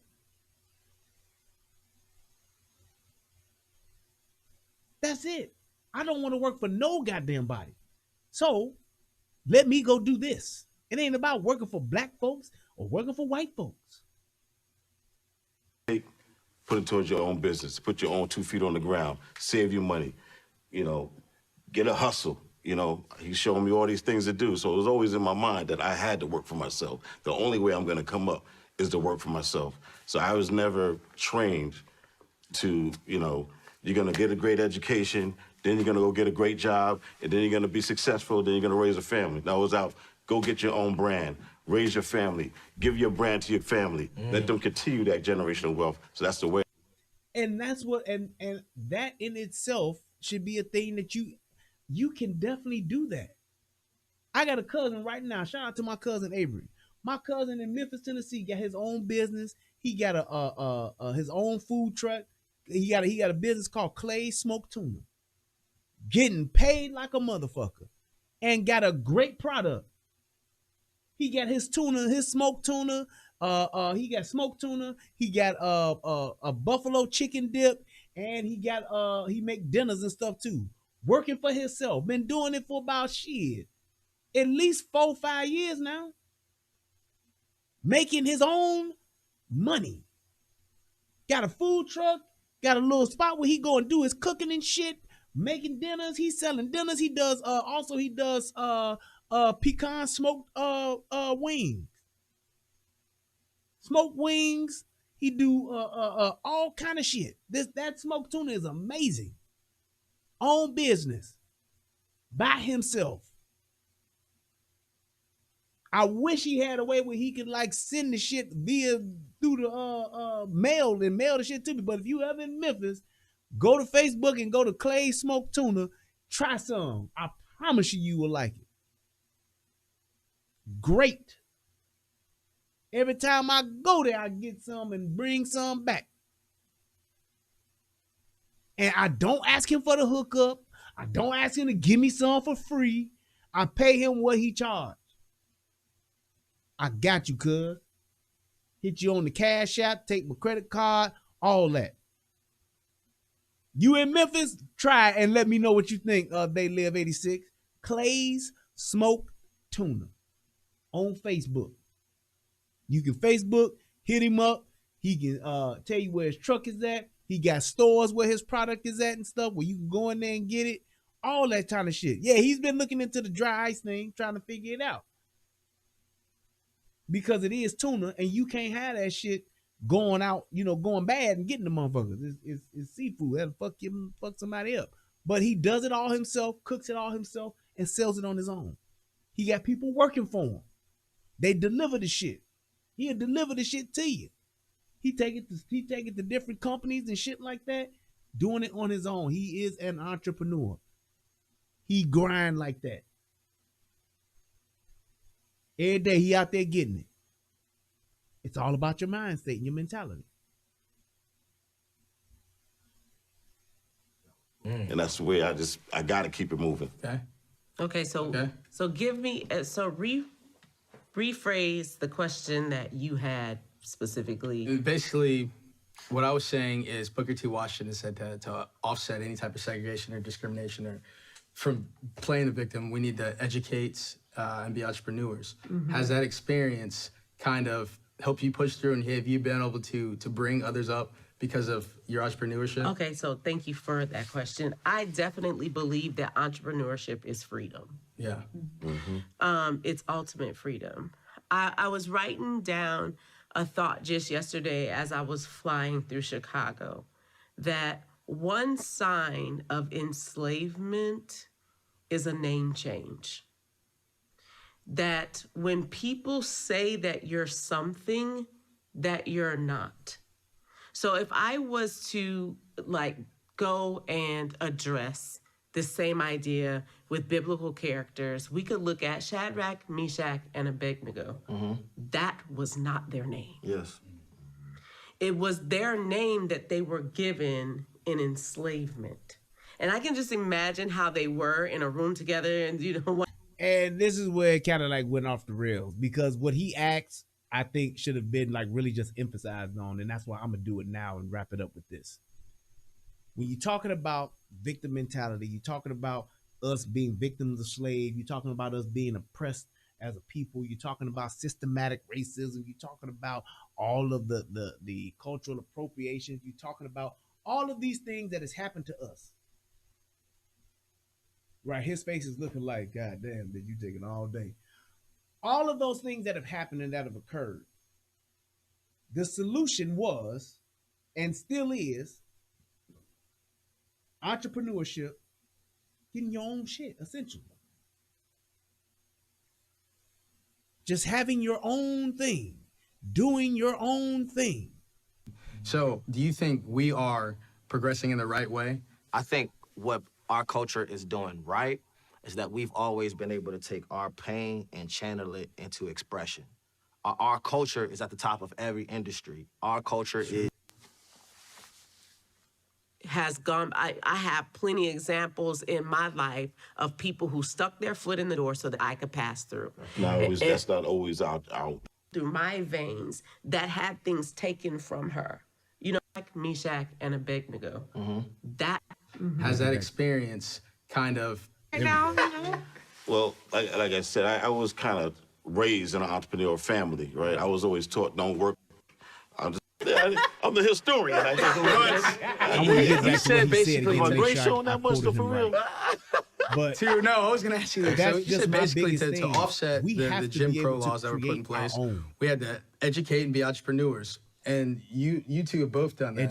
So I'd like to hear your experience, because this is 130 years later for him saying, hey, we need to mobilize on our own, get education, and be entrepreneurs. There we go. That's what it was. Education and entrepreneurs. And that is the key. And it's not about everybody going to college and getting a bunch of fucking student loan debt. I'm not a fan of that. I'm telling you that right now.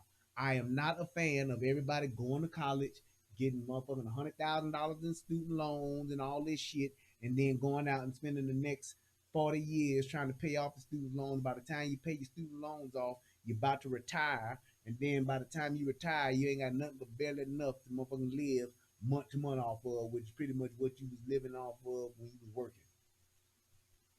I'm not about that. My thing is this, and this is my plan for my children. Number one,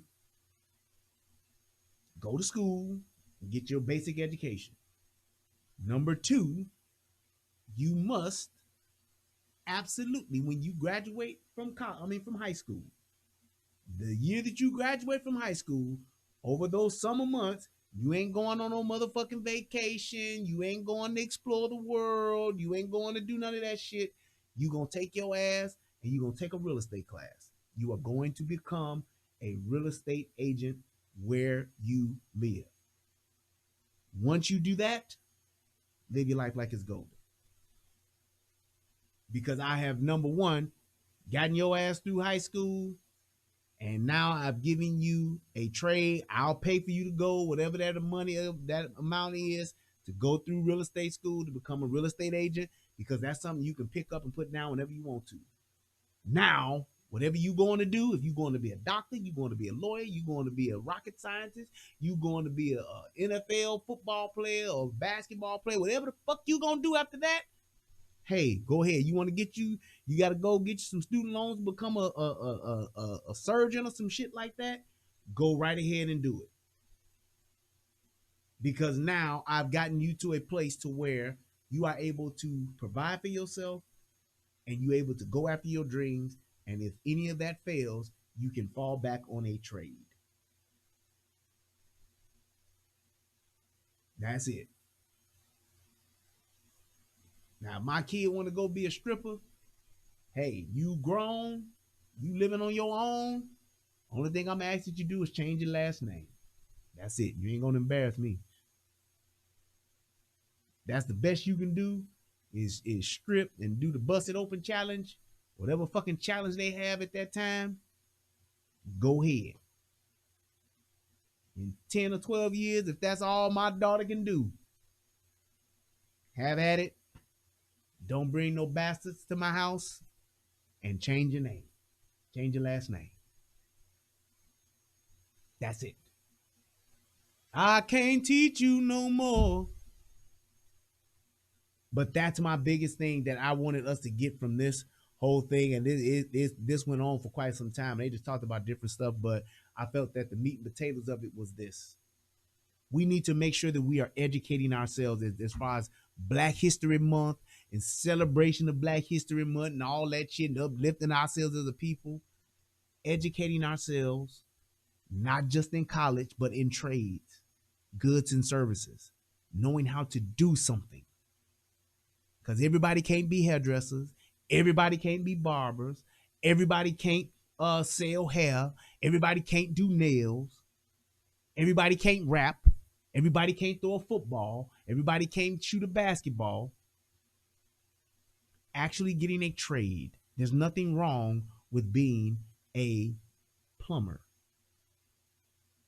I know some electricians. I know a childhood friend of mine who's a journeyman, and I know this motherfucker's making over $100,000 a year. He get up when motherfucking power lines go down. This motherfucker go wherever they down at, and he go put them back up. I know this motherfucker's making over 6 figures. I know he's making six figure money. Power lines went down in what was that? For Katrina, that motherfucker was down there for months getting paid. I said, man, is the money as good as I think it is? He said it's better. Even better. Power outage out in Vegas. He out in Vegas getting that money. Carpenters, licensed and bonded, not just, oh, I do work.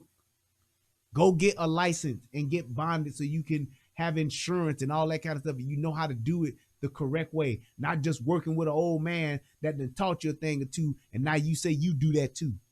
No, go and get your license. It's fine to learn from old man Mr. Johnson, but you still need to go and get your license. Be a true carpenter, a true plumber, a true electrician. Whether you work in commercial or residential. There's all types of growth and shit that's going on, and we don't know how to get in on it because we don't have tools and trades. We don't teach our children those tools and trades. And let me give this last piece of advice before I go. If you broke as fuck in the ghetto, in the hood, ain't got a pot to piss in or a window to throw it out of, you ain't got shit out there but the streets, like it or not, what you need to go do is go get into the army. Well, not necessarily the army, but sign up for the military. Go to the Air Force. Go to the Navy if you like swimming. But go to the military. I know niggas just think they supposed to go to the army. You ain't got to go to the army. Just go to one of them. Ain't too many niggas dying in the Air Force. So I'd say go to the Air Force. Learn how to guard planes or some shit. But go to the military. Why? Go to the military because you're going to get free food. You're going to learn a trade. You're going to get to travel the world. All on the country's dime, on our taxpayers' dollars.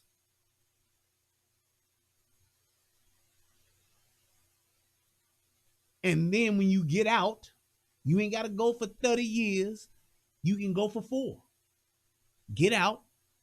You now get free school under the GI Bill, and you get a VA loan for your house with no interest. How about that? So you've actually been in it. You got somewhere where you learned a trade. You know how to do something. Become a carpenter or some shit. I don't care what you learn how to become in the motherfucking thing. Learn how to become something, get a trade, and there you go. You don't have to go into the army or into the military and be a killer. Like some people, everybody ain't about killing in the goddamn army. You can go in there and learn how to be a cook. You can go in there and learn some HR skills. You can go in there and learn computers. You can go in there and learn all kind of shit. And once you get out, you now have a trade and you now have some benefits. You go for 20, I think it's, what is it? Is it 20 years? I think it's 20 years and you get to retire, you get a pension? Something like that. Somebody correct me if I'm wrong. I think if you do 20 years in the military, you get a pension. Like you can retire and shit.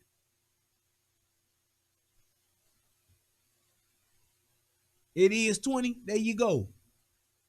You go do 20 years. You sign up at 18. 20 years. You'll be what? 38? You, by the time you 40, you already have a pension waiting for you.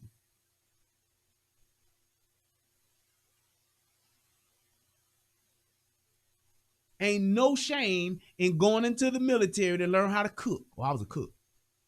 Or I worked in HR. Or I worked on cars. I repaired tanks. I washed airplanes.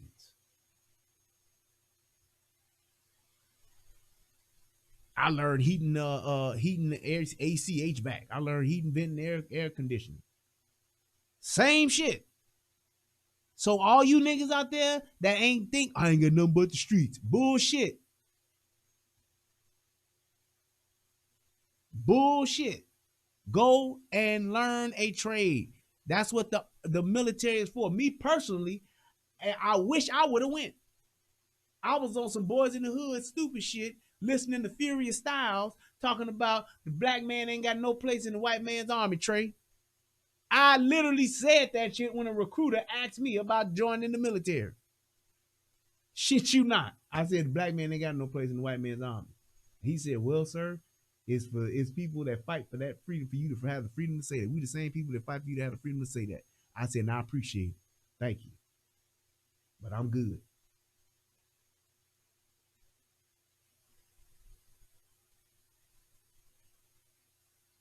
Just saying, when you think about what it is that you got going for you, that is an opportunity and an option. May not be the best one, may not be the one you may have wanted to choose, but you're talking about making a way out of no way. That's what you do.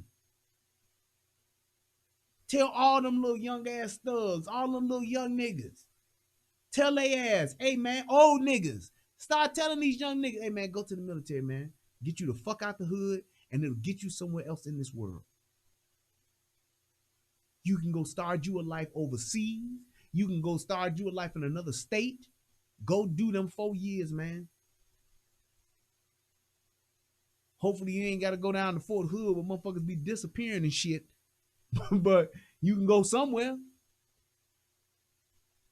Go do that time, get out, and go start you something new somewhere else. You can go get it, become a police officer, become a fireman, become military credit count towards so much shit. And I'm talking about the dumbest of the dumb motherfuckers can go in there. Motherfucking nigga, you can't read, get your ass in the military. Get your ass in the military. You don't know what you want to do with your life? Go to the military for 4 years and figure it out. That's what we need to be doing, man. I think every person in our fucking country should have to serve 2 years in the service. Everybody should. Man and woman alike. Your ass get grown, go in the military. You got to do 2 years. Give damn fist of reserves. If you get fist of reserves, you got to do 4. If you go straight through, in and out, you do 2. Just so motherfuckers can actually serve and do something with their lives and get an idea of what's going on in the world. Learn about discipline. Learn about command. Learn about code. Learn about rules. Learn about regulation, structure. Learn about teamwork. Learn about camaraderie. Learn about brotherhood. It's a lot of things that you can learn in the military. It ain't the best place in the world, but there's certain things that you can learn.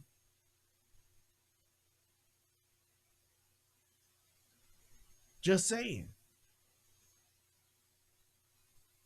See, Kane gonna say he wanted to go but had flat feet and asthma kept you out. All right.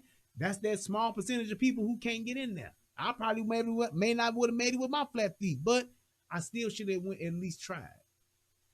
And that's what I say for everybody, because that's a tool that you can use to overcome the disadvantages that we have. And I'm going to end it with this. Our biggest problem is not inequality. Our biggest problem is not racism. That's just a trick that the media is selling you. Our biggest problem is classism. The haves and the have-nots. The broke motherfuckers and the really, really, really rich motherfuckers. That's our problem. That's the inequality we need to be trying to fight.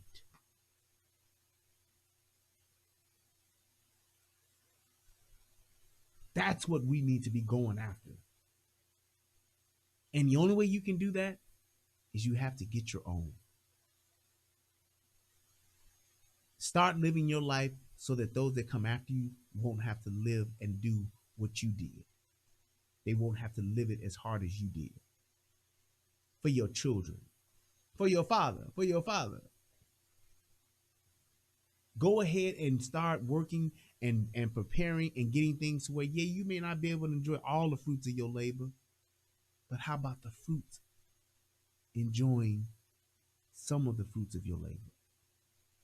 Your children. What do they have? Think about it like this. You want to figure out where you get started from, where to go from here? Look at it like this. Mothers and fathers and people who ain't got kids. If you died today, what would your children have? If you died today, what would your children be left behind with? if it ain't a house and some type of insurance policy, that's where your work is. That's where you get started. If you ain't got a piece of property or some land and some type of insurance policy to leave your children today, if you died, that's where you get started at. That's what you're working towards. That's what you're working for. That's where you need to try to get to. I hope that this video helps somebody become a better version of themselves. I hope that people will take this opportunity to actually improve on their lives, because it's not about where you're at. It's about where you can go. One of the biggest things that I love about my man, Ray Lewis, who's arguably the coldest middle linebacker ever to play the game. One of the biggest things I liked about him was not something that he said on the field, but it was something that he said while he wasn't even a player anymore. He was retired. And it's when the Ravens went 1-6. And he was in the locker room trying to, the whatchamacallit, I forgot the name of that family. They had him come in, and, the coaches wanted him to come in and talk to the team. And he said he was fired up. You know how he always is. I love Ray Lewis' passion. He said, it's not about being 1-6. It's about what you do after you hit 1-6, when you are 1-6. It's about what you do when you are 1-6. So if you want to look at what it is with black folks, what it is with this world, what it is with our society, what it is with our community, when you want to look at those things and say, hey, this is where we at, this is what's wrong, it's not about talking about what's wrong. It's about what you do when you realize what's wrong. It's about what you do when you say black folks ain't got no resources. And going to the streets and protesting don't get you nothing but attention. And attention is the new currency of our world, but it don't pay no dividends. It don't have no residuals. You might get a little money right now. You might get you some money right now to go buy your Benz, but you got to put glue in your hair and fuck your head up in order to do that. 1-7. Yeah. That's all. I want to give a shout out to my man Quicey Jordan. Hit your boy up with $10. Thank you so much. Appreciate the donation. I also want to give a shout out for A.O. Jeans, the denim trendsetter. Says for the show, keep up. He said, love the show, keep up the great work. But I also the other show the other day. Thank you so much. I appreciate that. And also want to give a shout out to Sinead. Thank you so much. Hit your boy off with 2801. That's what's up. Thank you, thank you, thank you. Glad to see you too. Appreciate it. Yes, indeed. For a great show. And on the PayPal side of the game, we're going to check that out.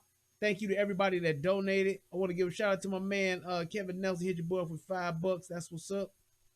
Thank you so much, good sir. They Live. Hit your boy up with $5. Thank you so much. And let's see who else. There we go. Oh, also, I didn't even see this from my the other day. Kristen Bell hit your boy up with $5. That's what's up. And my man Kevin Nelson hit your boy up with $10. And then came back and hit your boy up with $5. Thank you so much for your donation too. I just want to tell everybody that I hope that we can actually move away from this whole victim mentality and get into a thing of being proactive and being reactive to where we are as opposed to what had happened. Get your own, educate yourselves, and get your own business. I didn't see yours, Miss Gen X. Hold on now. I ain't gonna miss nobody that hit me with a donation. Now I try not to. Let me make sure now that I got myself together.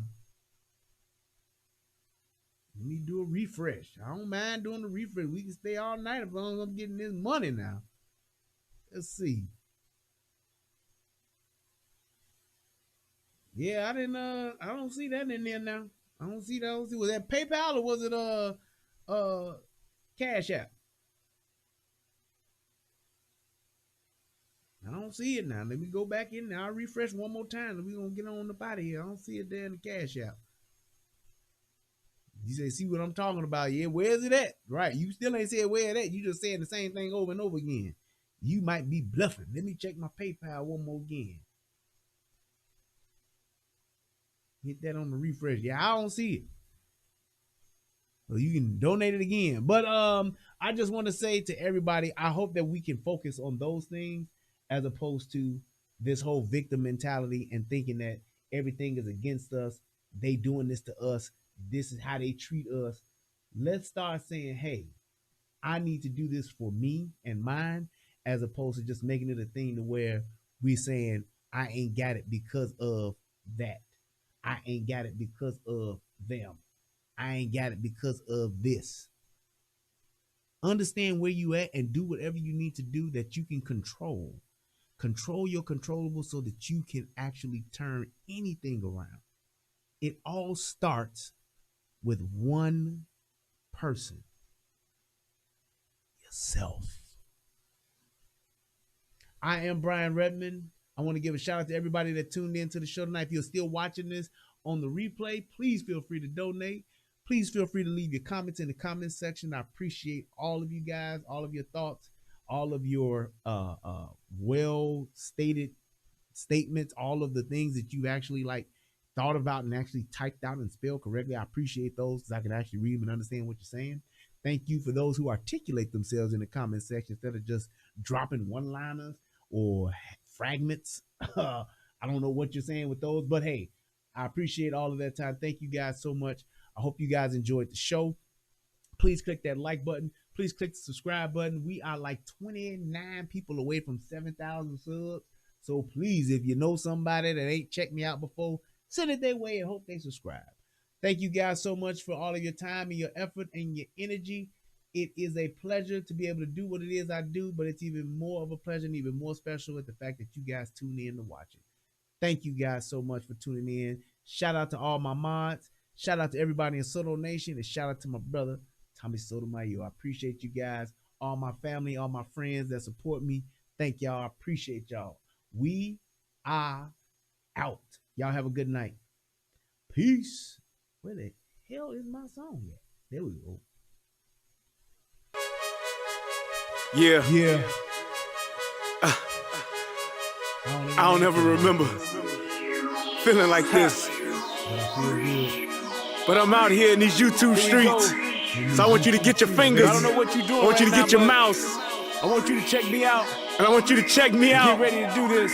It's the relationship rehab. Like, share, and subscribe. We coming at you live. So come on, let's take a ride. Then subscribe to United Guns of America.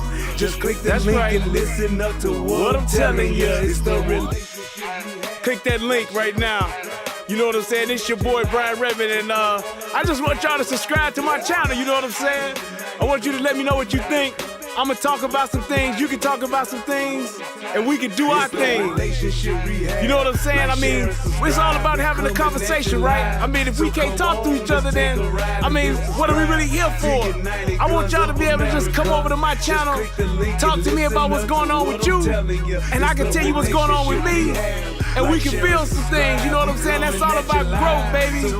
So click that link, go ahead and swipe on your phone, whatever you gotta do. Share my content. It's just get me out here, baby. Cause we just talking, you know what I'm saying? It's like, I like doing what I'm doing because it's about the people. It's about us having a conversation with each other. It's about us discussing whatever needs to be discussed. And on these YouTube streets, this is the best place to do it, baby. Like, share, subscribe. That's right. Click the link. Click the link. Yeah. I just want to say thank you to everybody that's out here that's already subscribed. You know what I'm saying? Because y'all ain't the first one. It's all right if y'all you ain't missed the the last show. one. So I just want to give a shout out to everybody that done clicked the link, that done clicked the share, and then subscribe to your boy. Cause we gon' grow this thing together, baby. Relationship rehabbing, United Guns of America. To the world, blow up, baby. Yeah. Click the link, baby. Click the link, baby. Yeah. Hey, I just wanted to send a shout out to all y'all. I love y'all. That's why I do this. It's for the love of us, baby. I appreciate all of y'all. Ooh, we gon' do this thing. We gon' do this thing right here, baby. Hey, look, if you at a computer right now, just go ahead and click your link. What else you got to lose, baby? Tell me what you think. Hit the comment section. You can jump on the live panel. We do it all here. That's what it's all about. So come holler at your boy. I've been doing this for years, but I just got onto this YouTube thing. So hey, let's see what it do and where it can go. To United Guns of America, just click the link and listen up to what I'm telling you.